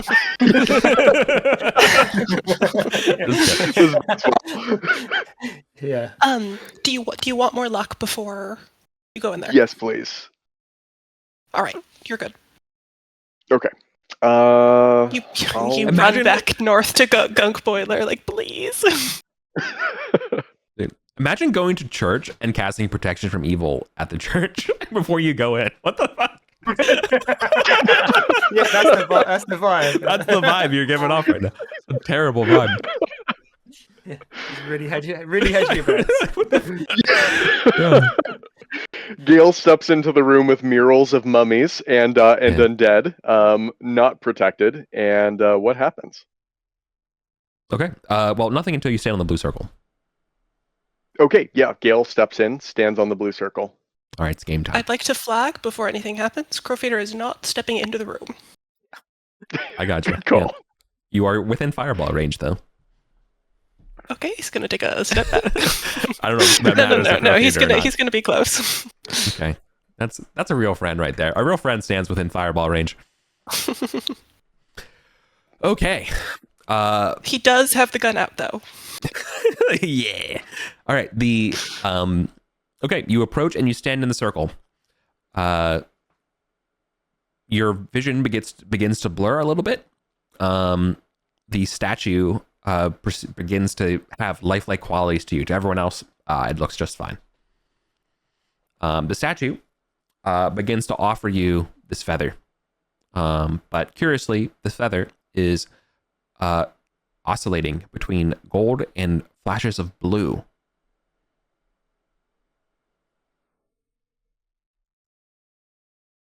Gold and flashes of blue. Interesting. So the singular feather is kind of going back and forth between those two colors, or there's it's splitting into two feathers. It's the same feather being offered to you is shifting between colors. Okay. I think Gale, either mentally or verbally, would say, if it is your will, and reach out and accept the proffered feather. Okay. I need you to make a wisdom saving throw for me, please, or just a wisdom test to know when is the right time to grab the feather. Be a 15.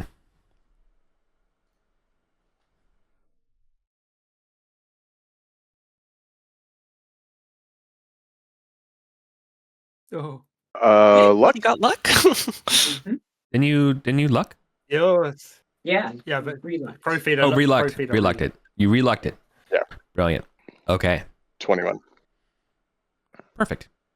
All right. You grab it at the right time when it's gold. And to Crow Feeder's amazement, it's almost like the feather teleported into your hand. You have passed. Yes. The golden feather. This will be divinely given to you, what it can do. It is definitely enchanted. It may be used once to raise the dead or return a being from any other unfortunate state, e.g. petrification, cursed, something like, I don't know, polymorphed. The feather must be touched to the subject, who is then instantly returned to full health by Thoth. This does not work for those disintegrated or vaporized kind of stuff. Sorry, Paul. Keep it away from Ollie. We do know some people have been petrified, though. Really? The shrine deactivates. High fives around. Well done, Gale. Yeah. Yay! Very cool. I love throwing dice at problems when I fail to acknowledge. No, to be completely clear, I rolled randomly for which one was active, and this is by far the simplest one. I've skimmed the other ones, and this is easily just. I'm just letting you know that this one was the easiest. Baby steps. Eric, did any of the other ones open? No. Or activate, rather? Okay. No. To the others, does it still seem active? Like, is it like a one-time per person thing, or is it like we do it and I think Gale's Pneuma and Drala's Pneuma would provide the answer for you, and that is every adventure or random one will be activated. Okay, so we can't. So it's not gonna be another one today. No, you can't. You can't spam them here today. Gotcha. Fair enough. So should we try and go through this passage to the southeast? I think so. Now, Gale and Drowder can relay the rebreather back and forth, right? If we need to. Oh yeah, good point. If people don't want to breathe in the pneuma, we can get everyone across. Assuming everyone wants to come across. Yeah.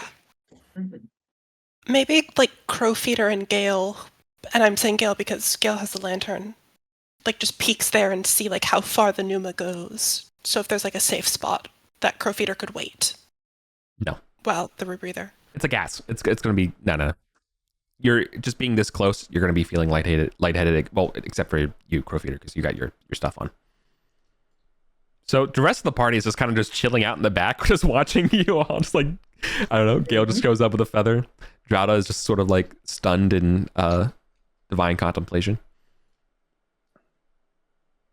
And to be clear, the feather, the singular feather that was in the statue of Thoth's hand, is now gone. Like, I have taken the singular feather, or I have an instance of the feather. Okay. No, you have the feather, which is why the thing is not active anymore. So okay. Unfortunately for you, Dralda, you have gained the benefits of the Pneuma of Thoth for the day, as well as its weaknesses, but there is no shrine for you to challenge. No. Next session. For sure. What would you like to do? I think we should go down this passage. The cave-in. Same. Make a preliminary investigation. Come back and let us know what you find. Yeah. And if there's like a spot where the Pneuma stops pooling. Mm-hmm. Yeah. Just the two of us. The Pneuma, or Dralda, if you want to come. I'll come as well, but I don't know if I'm still stunned. I don't think the Pneuma permeates into the shrines. I think it's just the major hall. Ooh. Okay, so we can get to here. Yeah. Oh, well, yeah, then Dralda or Gale, do you just want to relay the rebreather? Yeah, can we spend some time just relaying the rebreather back and forth for everyone who wants to come through? So we can all get past the Pneuma. Sure. I will light up a new torch. Oh yeah, that lantern needs to be relit, by the way, girl. I've got another oil flask. I'll go ahead and I can go ahead and mark off mine. I've got a spare. Okay, cool.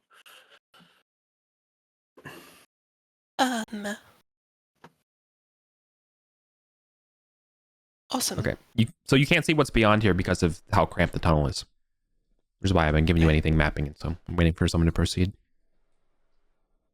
Do we want the thief to go first with the 10-foot pole, or do we want someone I think just that's a good idea. with the light? Send the thief. Okay. Yeah. Maybe Gale, if you want to get behind Foodbender so that there's a lantern over his shoulder. And he'll 10-foot pole down the way. Okay. You have to shimmy through. So detecting traps and stuff like that's gonna be pretty much impossible. You're basically going sideways through the rock, right? Yeah, gotcha.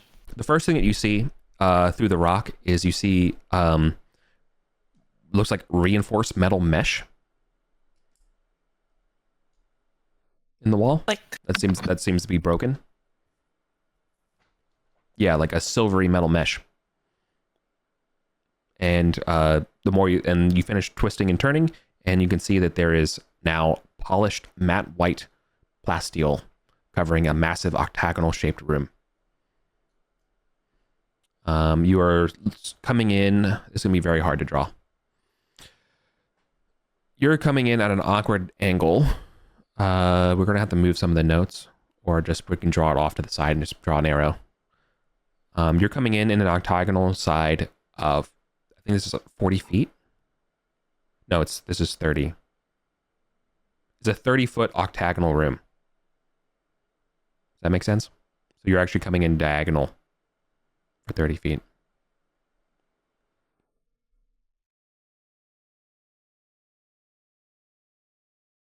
Like this? It's technically smaller. Yeah. No, that's about right. It is then maximum height is 1, 2, 3, 4, 5, 6, 7, 8. No, it should be maximum height of 8. Sorry. Okay. There is a... Okay. The room is octagonal in shape, yet the joints between the walls and the ceiling are all rounded as well. In the center of this chamber is a pool of gently burbling pale yellow viscous fluids. From this pool in the center, there is some sort of translucent tube totally filled with that same substance.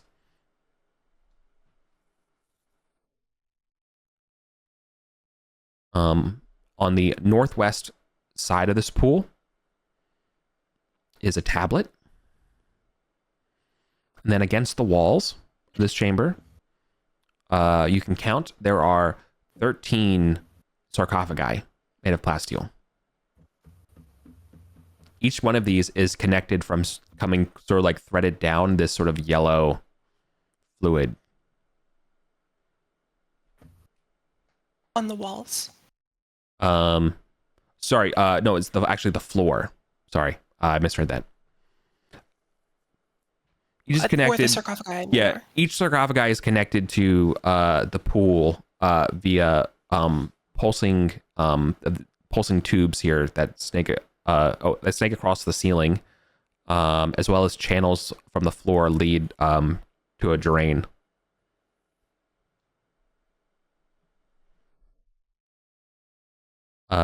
Each of these sarcophagi are hemispherical and opaque.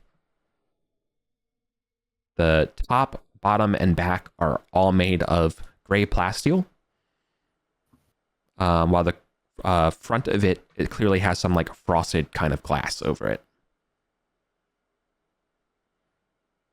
Each of these has a Rudishva glyph or number or symbol.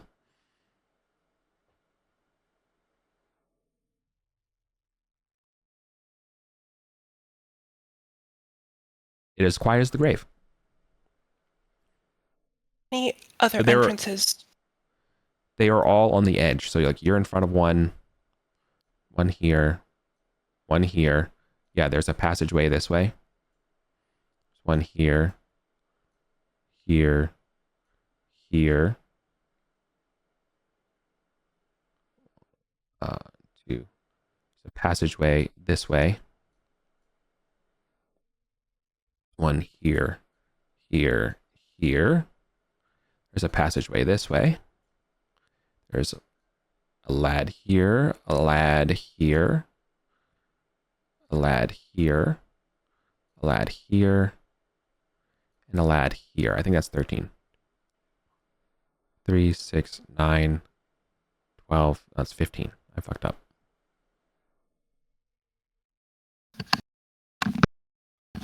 Like that. Did you say we can see into them, or they solid? Or can we like wipe away the frost on the glass front like an alien? They're solid. Are there any that are missing? That's what I'm about to read here. So 6 of them have cracks throughout this sort of frosted glass panel. And spider patterns. Two more have that front open ovoid chamber completely open.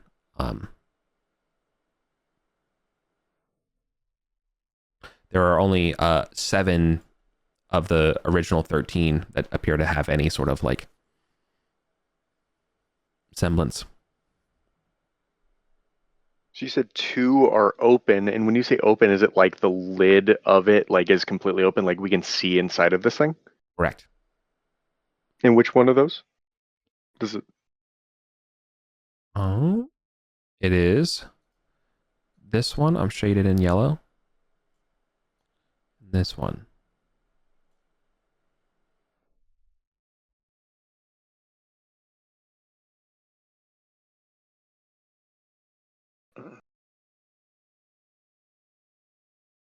The ones that hang open, they do not actually have any of that yellow fluid going to them. Nor do they have one of those glyphs, sort of like appearing on top, like overlaid through the frosted glass. Okay.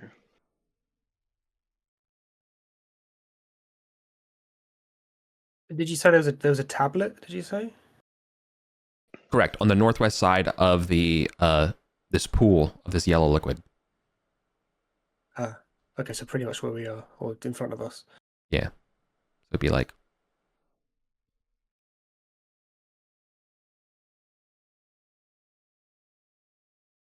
We in the Verdishva now. Yeah, I mean, does this? I guess this plasteel looks like the doors we've seen, or we've been. Yeah. Yeah, you don't see any doors. I mean, yeah, you don't see any doors right now, but yes, this tablet, you've seen. I think maybe one of you seen something like this far below in the chasm.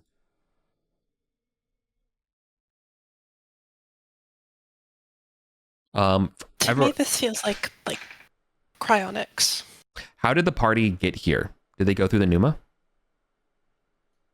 We didn't go through the Pneuma because we used the bird breather. Yeah. Do you all have How are you able to share it? Crowfeeder went past, and then the people who were already affected by the Pneuma. Oh, the people affected were the carriers. That's how it works. Okay. Yeah. All right, 1 second.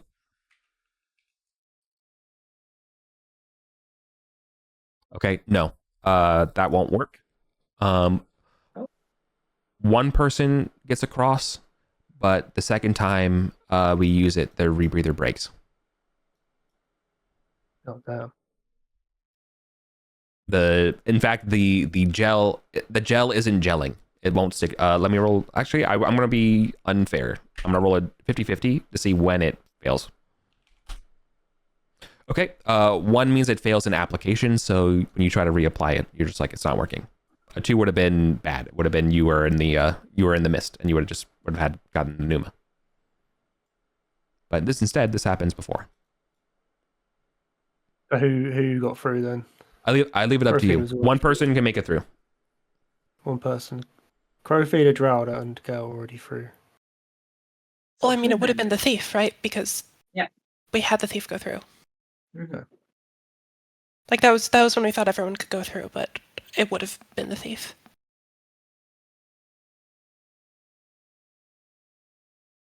So if Foodmender's through, Demora, Hrothgar, Gunkboiler are. We can just wait on the other side. Well, we'll stay out here. Mm-hmm. Unless you want to breathe in the Pneuma. Could you just hold your breath? How does it weaken you physically? It makes your. I think that the best way to do it would just be treat these things as your modifiers. Your intelligence and wisdom go up to +4 each. Your strength and constitution go to -4 each. Yeah, no. We don't know if it's we don't know if it's permanent. So I don't know. Yeah. You also don't know if it's permanent. Yeah. No. What are the chances of holding your breath and sprinting? Simple contest to do it. I would say pretty easy. Like a 13. Hold your breath.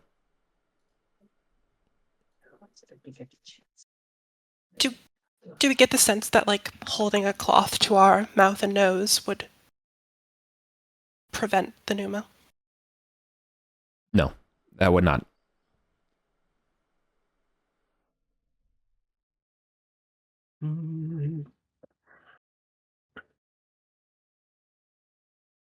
Well, Demora would risk it, but well, then you have to like get back too, right? Hrothgar's gonna fail.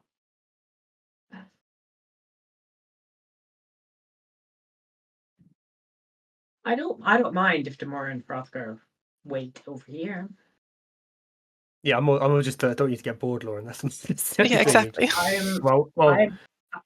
I'm tired. I've been doing enough reading today and researching that I'm just happily vibing. Okay, cool. As long as you're happy, that's all. Oh yeah, I'm fine. Mm-hmm. Maybe we want to like get a sense of where these corridors go before, like, and if anything's there before we devote a lot of time to poking around here. Yeah, it's a good idea. For sure. Should we go clockwise from the north? Yeah. Okay, so after 20 feet, there is a Verdishra circular iris door made of plasteel. It is flashing several different colors on the keypad next to it. You see a blue, green, orange, pink, yellow. Blue, green, orange, pink, yellow. Which pass card? I mean, no, we don't have them with us. We do have some of the pass cards, don't we? Rust color. Is that the same as blue, green, orange, yellow. Great perspective. That's awesome.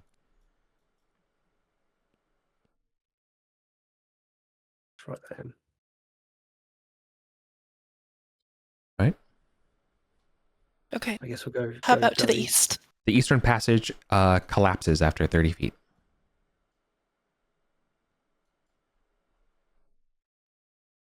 Any like openings, it seems, or just totally? No, it's totally gone. Okay. It's just blocked off. Okay. Got to bring an excavation crew down here. I know. Well, then they're all weak passing through the Numa. He's got to bring Ollie with pass wall down here. Yeah, good point. How about to the south? Okay. The south, after 20 feet, you can see that there is a hole in the ground. Like it just stops. You can see the hole. So the map would sort of widen out. Approximately the width of the room that you are in. So about maybe 10 feet less, 60 feet wide. You cannot see the bottom.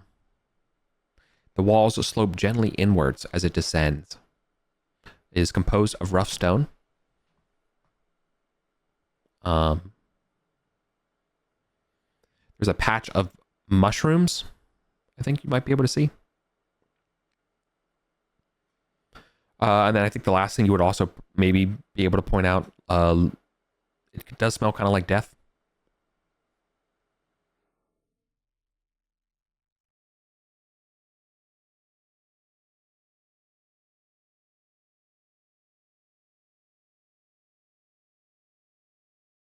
Bottomless pit. Death. Yeah, do we, When you do say- we want to throw like a torch in there? Yeah, I mean, I've got a spare dagger. I was thinking, well, we could throw a torch. I don't actually have a torch myself, but if someone has a torch, I've only I got a don't either. lantern. Let me check Food Mender. No, he's just got like oil flasks and a lantern. No one's got a torch. I have a spare dagger. I could throw a dagger in there. See if there's a splash at least, or if there's any. Or like, well, I mean, yeah, I don't think the scope on Crowfeeder's pistol would do much to illuminate. That area. I mean, yeah. I think Gale is interested in. Smells like death. Big bad vibes, especially without our front line over here. So I'm kind of curious to kind of like look at one of these open plasteel pod things. And is there any additional detail I can get by inspecting it?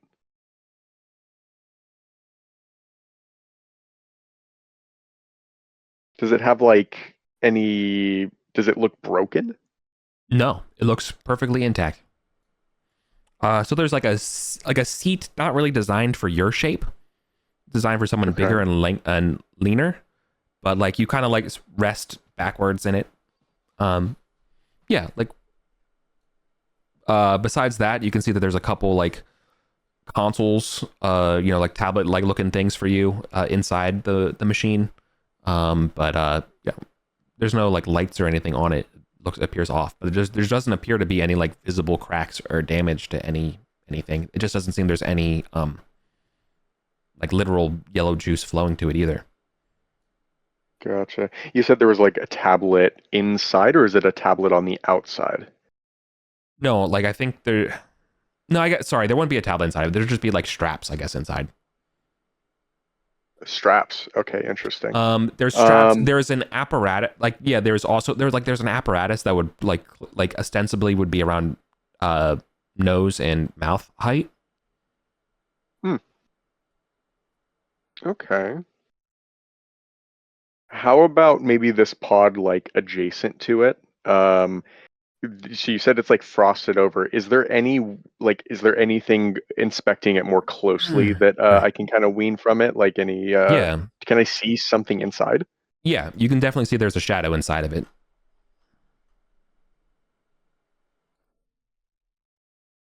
What are you guys thinking? Kick it open. Maybe we should take a look at this. If there's a control tablet or whatever, if that's what that is here. That's next to the pool. I mean, we should take a look at that. It's probably can't understand if it's in a language like Radishva. I wouldn't be able to understand it, but I don't know. It's worth having a look at, isn't it? So yeah, Eric, the tablet, what is it? Yeah, for sure. What's on a display there? Is there anything that Drowder can understand? Yeah, let me give you what that looks like. Okay. So on the northwest side of this pool, yes, there is a tablet. It has 3 buttons and a smoky gray plasteel screen. There are 13 3-inch slots and a larger 6-foot wide slot. One button's green, a second button is blue, and the third is yellow. But no orange button. No.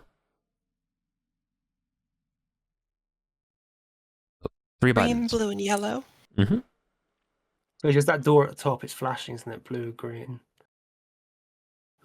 blue, green, orange, yellow. I mean, is what color is the goop? The goop is yellow. Okay, so maybe the yellow button's like goop activate. Goop activate. Like like go through the tubes, right? Go through the tubes, yeah, exactly. And then maybe like green is turn on. I don't know, a blue does. Maybe it's like blue if you want blue goop, yellow if you want yellow goop. We have to push one. What? Me? No, not me to push one. Drowder to push one. I mean, personally, I would start with green because that one's like nice and friendly. If you want to. Is there anything displayed on the screen, Eric? Nope. It looks dead.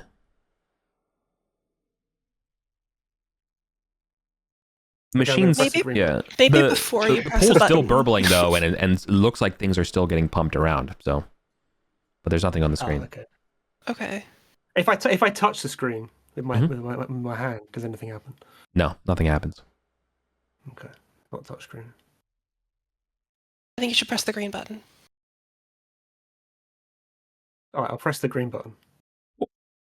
When you press the green button, a quick little whir happens, and you see Radishva glyphs start appearing up on the screen of the tablet, rotating through several different selections. It's going too fast. You can't even read it.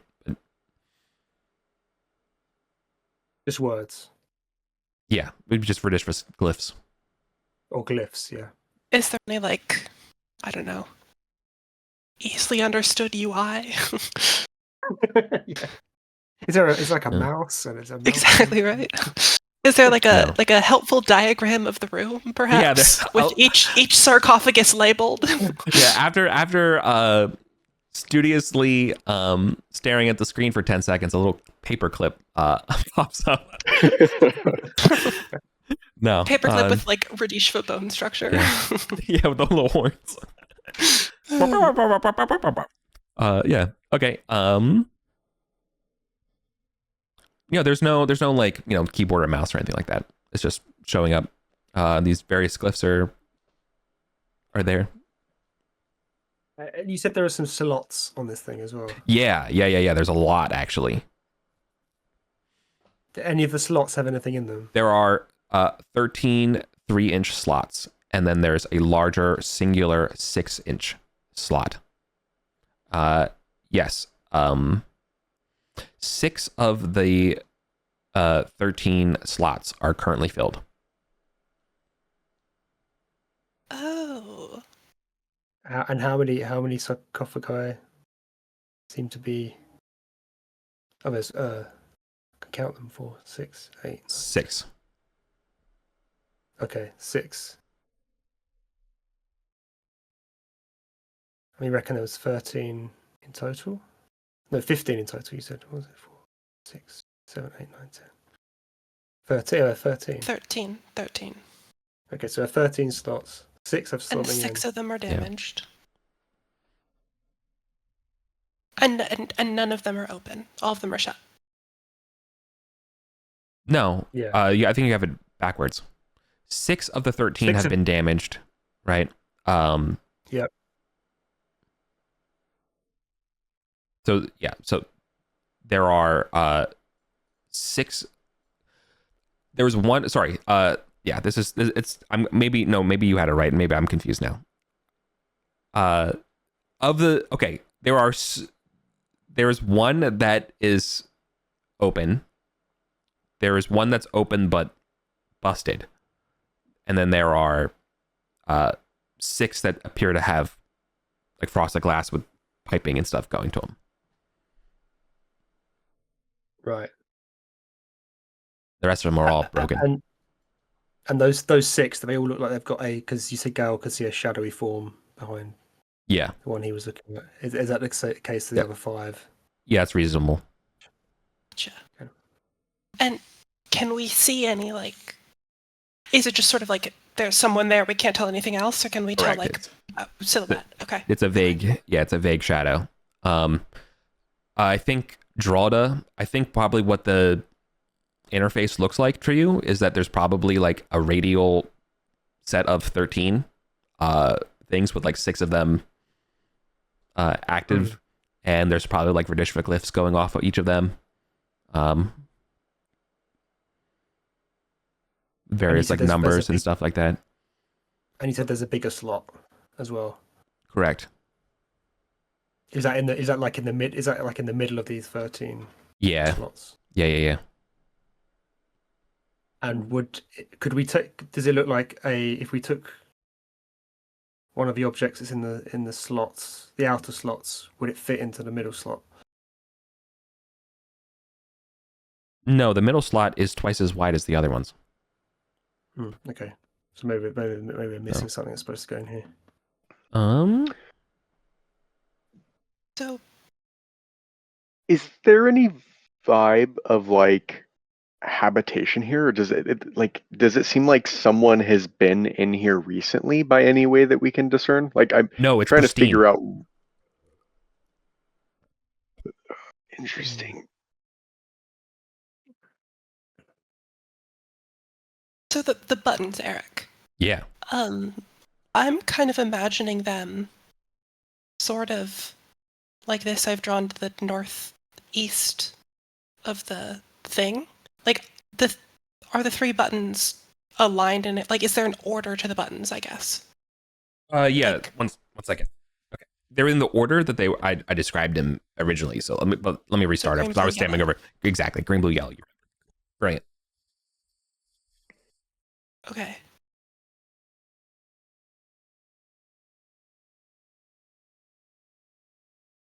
Horizontal or vertical, or does it not matter? Horizontal. And also it would be round, but it doesn't matter.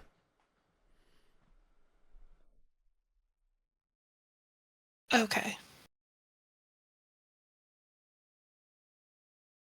I kind of want to open one of these.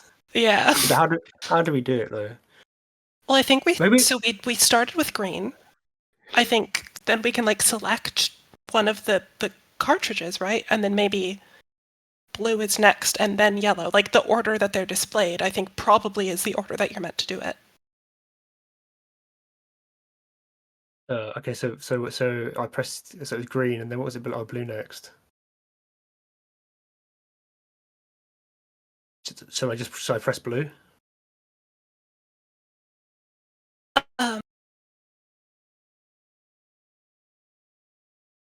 Green. And then... Well, I think green now that it's on, and on the display now we can like see the different sarcophagi, right? Yeah, you can see that there's... Oh.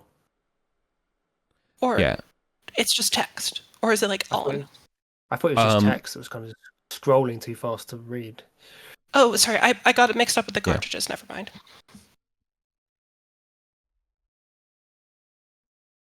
Yeah, no, there's only scrolling text on here. But it's the cartridges that we can see, and that there are 6 of them. Yeah, correct. There are 6 that are slotted in. Right.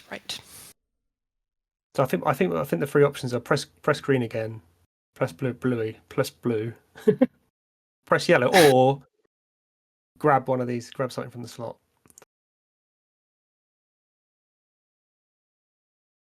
So press blue. Okay, I'm gonna press blue, Eric. Okay. A Radishva red glyph starts showing up on the screen. Oh shit. Is it like a countdown? No. Then it goes back to its standard, like, repeating of its glyph that we've seen before. Oh, I wonder if that was because it had selected the wrong, like it selected a broken chamber. Ooh. You know, like it was trying to open one that was either broken. Or maybe because we hadn't selected anything on the screen. Yeah. Oh, but wait, if the last one, possibly Zab. Also, maybe the one that was selected by default was the one, because presumably that one that was open was the last one. Oh, yeah. That was open. So then you're pressing it to try and open the same one, and it's going. That one's really open. It's already open. Yeah. Idiot. Well, sorry, I can't read. Yes. Well, yeah. Excuse me, I'm illiterate. I mean, do we want to just sort of press random text? I don't think anything happens if you press on the text, right? You said it wasn't a touchscreen, Eric. I didn't say that. Oh, I could have sworn it was a touch screen. Oh my god. Okay. You touch the right part of the screen, and yeah, you get a new Radishva set of glyphs come up, and 13 glyphs show up. Oh. Are they in? When you say 13 glyphs, are they arranged in any sort of order? Yeah, they're arranged to fit on the screen. It's center aligned. So it's not like showing us an octagon per se. Yeah, no, it's not showing an octagon. It's not no. Spatially oriented to say this, so I could say this one. No. This glyph is associated with this. Sarcophagus. No. He said that there were glyphs on the actual pods themselves. Would it be possible for us to relate the two? Yeah, let's like number one glyphs. It's number one. Yeah, that's smart. Gail, you're a damn genius. Yep. Wouldn't you know it? They correspond. Okay. Do we want to open one then? We should open one so bad. Oh, I have so many concerns right now. I don't know if it's necessarily a productive concern, but it feels really weird that there would be a smell of death to the south of this. It makes me worry that there is like something that layers here or comes through here, but it seems undisturbed. So I don't know. I'm sketched out about like a wandering monster roll, but I don't know that there's anything we can do about that. Could we maybe go around and like note the glyphs associated with any of the pods that seem to have an inhabitant? And then like mark on the map which ones are inhabited? Good point. And maybe like we do one close to the entrance in case we have to run. Or we pick whichever pod has the smallest life form. Yeah, exactly. And we do that one. Yeah, like if one is like really friendly shaped. Yeah, if there's one that's like a kind of furry and cute. We open it and it's a bear. A space bear. Right, so what do you... Go. Sorry. Yeah, can we is there like any like logic, or can we like mark if we go from pod to pod, marking out which ones are inhabited? Is there like any like clear pattern of like which ones are or aren't inhabited and receiving the goop, and then we would note all the glyphs associated with those? Yeah, you can deduce which glyphs are associated to working ones and which ones aren't. I think I'm willing to say at this point, because of your smart play, you figured this out. Okay. You can't read the glyphs, where you just know that this corresponds to the @ symbol corresponds to the @ symbol that you're seeing. Something like that, right? Do any of them look like maybe like human sized? Like these things are bigger than us, and they seem to be 4 creatures larger than us. Do any of them seem like their shadow is maybe a little bit shorter, or maybe some of them particularly large, like they look more intimidating? No, unfortunately, like the shadows kind of like you just see that there's a vague silhouette inside. Okay. All right. It's a crapshoot, guys. Well, can we do one? That's that's like over here, right? So there's a lot of room between the opener. Like Crowfeeder can open it, and he has a once per day teleport if things get really bad. And then everybody else is over here if it's mean. Can flee. I like that. Okay. Yeah, we'll open the one the furthest away from us and see what happens. This, I guess, either this one or this one. And by open, I think we mean select on the screen. Select on the screen and press one of the buttons. It's either going to be blue to open, or maybe it's going to be yellow, because that's going to pump the juice, probably, isn't it? Or maybe like blue will like eject the card. Sure. So I'm gonna mark the one on the map that I think you're targeting, right? This one. Ideally, if there's someone in there, yeah. Yeah, that works. Yeah, there's someone's in that one. We can do that.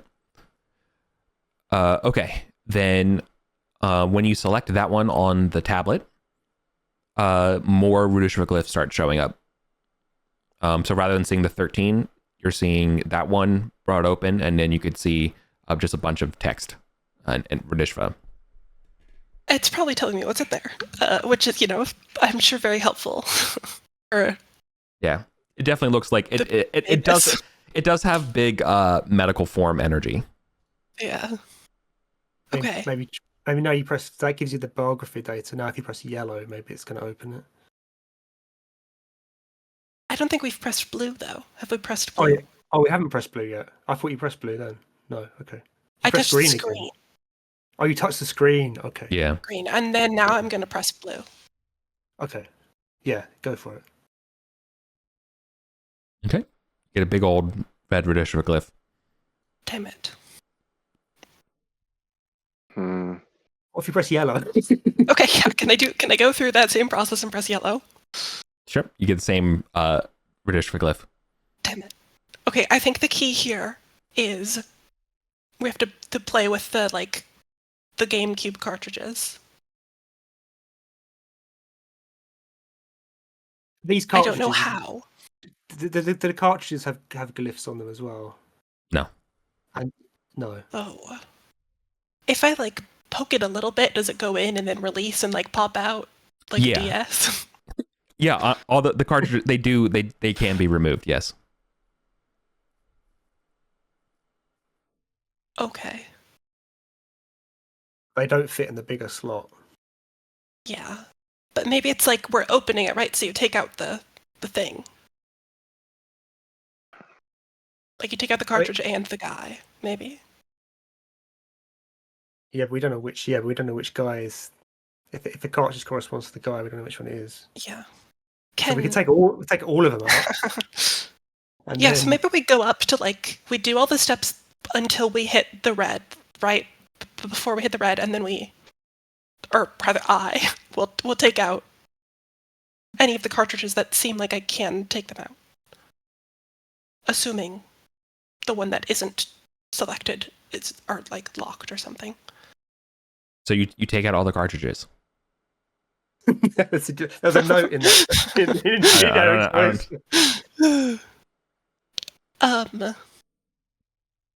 Should I?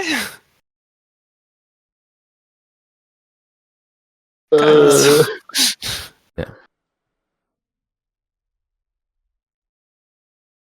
I mean, if you open them all by accident, they're just going to fight each other, right? Probably. Whatever in the pit, we'll come get them. Do we have anyone who has more experience or like skill with Radishva? Not really. I Really, don't think except for so. like guy who can cast comprehend languages. Yeah, the only thing that would help is like Calamanus has got a potion of comprehend languages. If he was here, he would swig it, and we'd be able to work this out quite smart. So Yeah, the but I- sensible thing to do Yeah. is to wait for another session. But the problem is, this is open table, and we're here right now with the buttons. Yeah. When are we We going to be back have- here? We have 20 minutes. And we have 20 minutes, which is plenty of So- time to negotiate intergalactic So, peace with these people. What Exactly. what I will say to you, Meg and Crowfeeder, when you remove the second cartridge, the screen starts flashing red. Can I put it back right now? Yeah, you put it back. Does it still flash? Yes. Okay, guys, let's get the fuck out of here. Well, maybe when you pulled the cartridge out, it's flashing because it's like gonna open in however long. Maybe that triggered it. Maybe we're gonna get something opening here soon. Yeah, it's giving you a different message after you put them back in. This time it's telling me, hey, don't do that again. Yeah. Do you just like touch away it? Just like, I don't care, dude. Just go Yeah, back. exactly. Yeah, you just X, touch X, it. X, X, X. You don't know what you're. Yeah. Okay, cool. The tablet turns off. Okay. Oh. There's no more glyphs Can on I it. press the green button again? Sure. Does it turn Nothing on? yet. Not immediately. A couple seconds later, then it starts coming up on again. You see more British glyphs. Restarting. Okay. He crashed it. He crashed this. Yeah. Okay. Is it a battery maybe that you removed? Oh. Oh. Well, when I had it in my hand, did it look like a battery, like the one in my gun? No, not at all. It's the same color as the fluid. That helps. Oh. Oh. Yeah, I'm thinking it's like a game crew cartridge, like per guy. Yeah, maybe it has to be in there to live. Like if you take it out, maybe. Yeah. That's a strange system. If that's true. Yeah.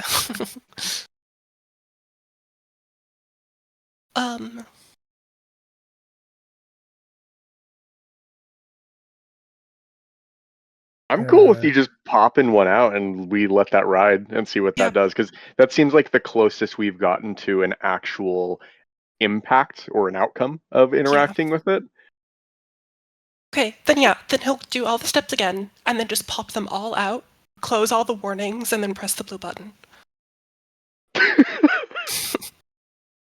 Just put all of the cartridges. All right. I mean, probably on the floor so he knows where they went. Walk me through the steps. Okay. So, I'm gonna turn it on and press the green button. Okay. When it turns on, I'm gonna say, hey guys, you should really start real close to the exit. Done? Yeah, Gal, you got to run with this feather if this goes bad. Yeah. Thank God you got that Or, feather. Yeah. Keep the feather real close to me. So he presses the green button. Yes. Then he'll, select the Medical. the pod. pod. The pod, yeah. That the blue one, the one that Then once all of it comes up, he's going to. And you said last time the second cartridge taken out was correct when it started flashing. Correct. So he's going to take out the first cartridge. Okay. And everything sounds good. And then he's going to press the blue button. Okay. Does anything happen? Yes. The screen is not showing red, but it's definitely showing new Verdishva glyphs. And there's a no, you're just seeing extra glyphs, like larger glyphs. Some sort of messages come up on the screen. Can you peek around the tablet and see if it's opening? You can definitely see that there's like a change in the color of the sarcophagi, that you designated. Like it's clearly like they're talking, but something isn't being done yet.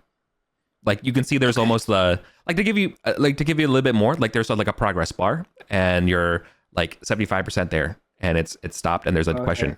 There's a statement. Gotcha. So let's press the yellow button. Like you see the little wavy lines, you see like the pool, right? Like the what maybe like a symbol that looks kind of like the pool, or even just like a little graphical thing of it, and you can see like there's like wavy lines connecting to the pod, right? And like there's this sort of like British symbols that are saying, Gotcha. and the progress has stopped. Okay, so maybe it's saying like disconnect the it might fluid.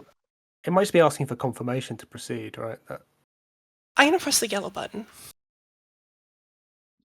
Okay. When you click the yellow button, the progress bar goes directly to 100%. The screens turn off. Shit. The pod, the fluid to the pod stops. There's like whirring and stuff, and you can see it sort of begins to retract. The pod starts to like gas begins to leak from it. Oh my god. Hiding behind the console, he's gonna pocket the GameCube cartridge and take out his gun and like peek one eye around the corner and see what is happening. For sure. Let me see who's the lucky lady. This one.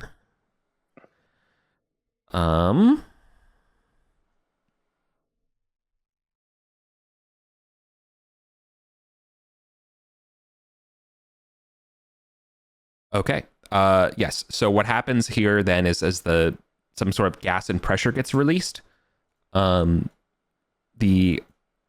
glass or like the glass screen will begin to defrost and open. Yellow fluid pours onto the floor and begins to coalesce down the drains that were in the floor. In front of you is an unconscious, humanoid shape, blue, vaguely fish-like, with 4 legs, 2 arms. They are wearing a like a white/gray sort of like set of like unitard. They appear to be slowly waking.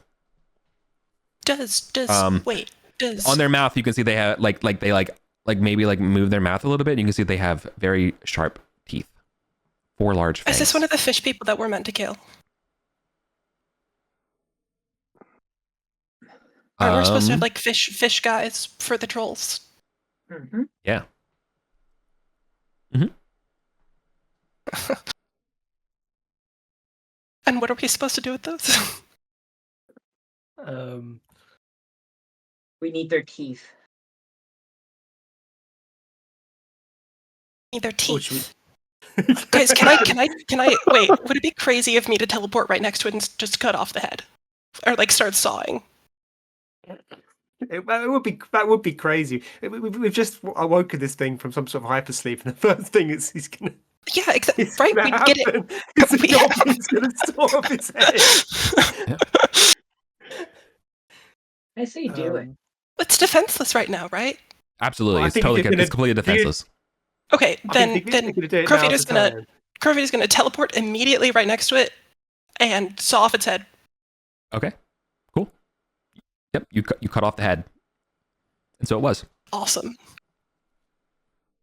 Green fluid pours over into the yellow and down the drain. Okay. Jesus. Ooh. Oh no. Still on. Yeah. On the body, it did have some possessions. In its sleep, it had a jade amulet, 7 silver rings. Well, he's gonna pocket the jewelry. 7 take the head. Rings. 7 silver rings. Like oh. Didn't oh no, I don't know actually. Okay, so we've got 10 minutes. Yeah. So he's gonna, take the head, put it in his backpack, all the jewelry. Cool. It's pack 1. Okay.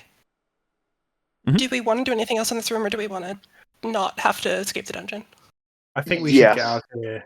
I think we should get out of Okay. here with our loot and our feather. Yeah. Gale has one thing that he wants to do. He wants to drain one of his holy water flasks, and then Yeah. come over and try and scoop some of the goop up into the holy water flask. Well, very so, smart. Yeah, and so it was. Totally could do that. Very smart. Okay, and I've just looked in the Discord logs. This was a Kalyani. Correct. Okay. This is indeed a Kalyani. Oh. And yep. So before we start talking, so wait, the hireling wasn't in the and it was room, right? wearing a like again, and it was wearing a unitard. So they're aliens. The Kalyani are they? Yeah, are the Kalyani? Are they aliens? Yeah. Right, we've got 8 minutes. Yeah, so we're gonna get out of here. Crowfeeder will try and hold his breath. Getting through. I think Foodmender will do the same. Nope.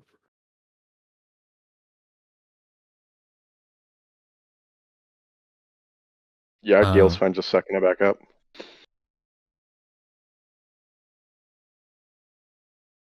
Okay. We're gonna cast get the hell out of here.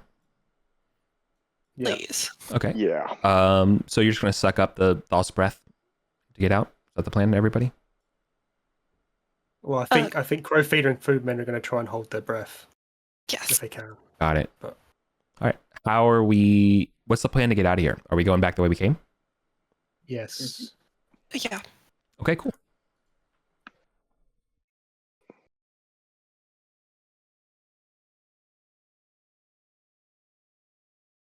Okay. 1 second. We have an encounter. Oh, Damn it. get that laser pistol ready. Exactly right. No matter who it is, shoot Ned. Solve the problem. For the record, that I'm not saying that for real. Oh shit! Oh, that's awesome. Hey, great news. You have a random encounter. Bad news. You have a random encounter. Good news is that investigating over here is a troop of beastmen who see you and are like, Vulgarians. Hey. Yeah. What are you doing? Ah, Well, someone. you know, something activated our. beginning the lie. Yeah. Inspecting the halls for any Yeah. problems. Well, I think Nothing out of the Crowfeeder's ordinary. They're sheep gonna company. pull out the Kalyani head and say, "Hey, we just slew a great foe." They're like, what the hell is that? They're like, what in the mother? Yeah. It was a hard fought battle. Mm. It attacked us, but What? we slew it. Is that from the surface? No, it was some cave. Oh, gross. Yeah, I don't think these ones don't know about the trolls like bounty for them. So they're like, what the hell is that? Gotcha. Yeah, looks weird. It looks like a weird fish. Yeah. Not even like The a Radiohead point reference. the point being, he's starting to lie that he didn't kill a defenseless thing. It was a Yeah, for sure. Yeah. a hard fought battle. Oh yeah. Oh yeah, it was yeah. a hard fought contest, but it's just another Bacillus day for the Vulgarians. Just another day of life. Right. Sheep Well, company. I've had it. They'll Would leave. you like to? Good hunting. Yeah. Oh, what, Lauren? I was saying sheep company. Yeah. Like where did we encounter them? Oh, like pretty much when you're coming down the stairs, they were kind of investigating that spear trap and trying to figure out where people went. Oh. Okay. Oh yeah, I was actually going to ask them. Did you have any idea who set that spear trap? No. Yeah. No, we're wondering if somebody got hurt by it. Looked like the spear tip was poisoned. It was designed to maim. Oh well, we disarmed it fortunately. So Ah. it wouldn't harm anyone else. But Yes. They disarmed on Right. purpose. it's Very suspicious tactical of you. that anything's happening. Exactly. Yes. Well, we've got our tactical goblins right here. Okay, yeah, and just run back to Goblin Town. Sure. Okay. Spend the torch. spend the 2 torches to get down, and then we're good to go. And not to Hey Teacher, but does anything happen at the debouchement? No. Okay. Cool. Perfect. Okay. Nice. That means Can't believe that. Well, so the jewelry and stuff that you can sell does mean we get some XP tonight. 79 and 94. 79 XP respectively, and 94 gold. But can Gale detect magic on it just to make sure none of these items are magical before we? No. okay. Well, the feather is magical, of course, right? Oh, the feather, but I mean the jade amulet and the silver rings. Yeah, no, yeah. He held each of them, and there's nothing. Okay, I wondered if the rings, because I know that Salaki wears rings. Right? I think we For sure. talked about it. Yep. So I wondered if these were similar, but obviously they're not. Unless they're hang on though. Unless they're not magic. Oh, and they're tech. But they're tech. Don't sell them. Well, can we tell that they're made out of silver and not like plasteel or anything? Correct. They're made out of silver. Are they like adorned in any way? No, then they're shockingly plain. Maybe understatement is the fashion sense of the Kalyani. Any seams that we could like open to find hardware inside? That's not true. Actually, one of the rings should have some denotations, but they're obviously in the Radishva glyphs based on them. It looks like there's a couple extra like not symbols but images on it, like a couple circles, and then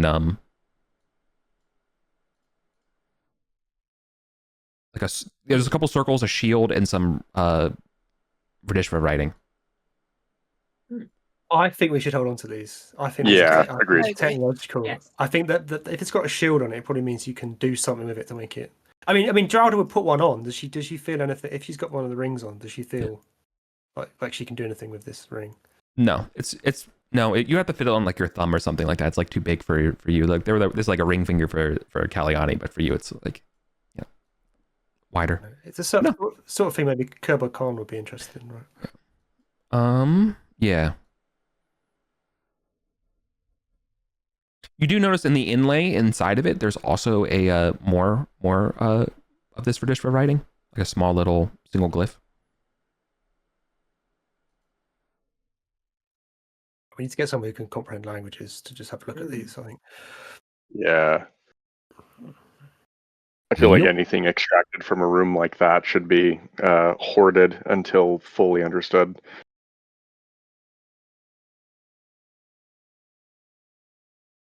Okay. There you go. Cool. Very cool. Does that change the gold share since we're not selling it? Yeah, for sure.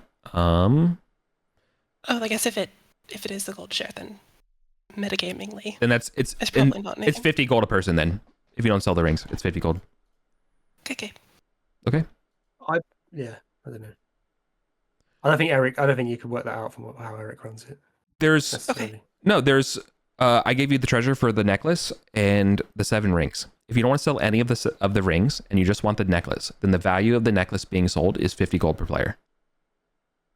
Does that make sense? Yeah. That means 25 for your cohorts. Understood. No, I have a calculator, so I can just quickly change the input number. So like your full XP share is the one that includes the value of the rings. Then I just deduct the value of the rings for your gold share. Does that make sense? Yeah. At least that's how I do it. Yeah. No, but I was just saying that we can't. The way you do it means we can't work out if something is magical based on the fact you told us the value of it, right? It's still possible to sell something. True. Yeah, it's one of those things where it's like you can sell something that's magical. Yeah, whatever. Yeah. Okay. Even though we only got less than 100 XP, that was enough to level up Food Mender to level 4 Thief. Huzzah! Oh, nice. Awesome. So who needs his Kalyani teeth then? Or we can talk about it. The Thane. Yeah. Both in. Saying to the trolls. Sorry. I'm turning in. Yeah. I'm turning into a potato, so I'm gonna call it. Yeah. Thanks you all. Yeah, cool.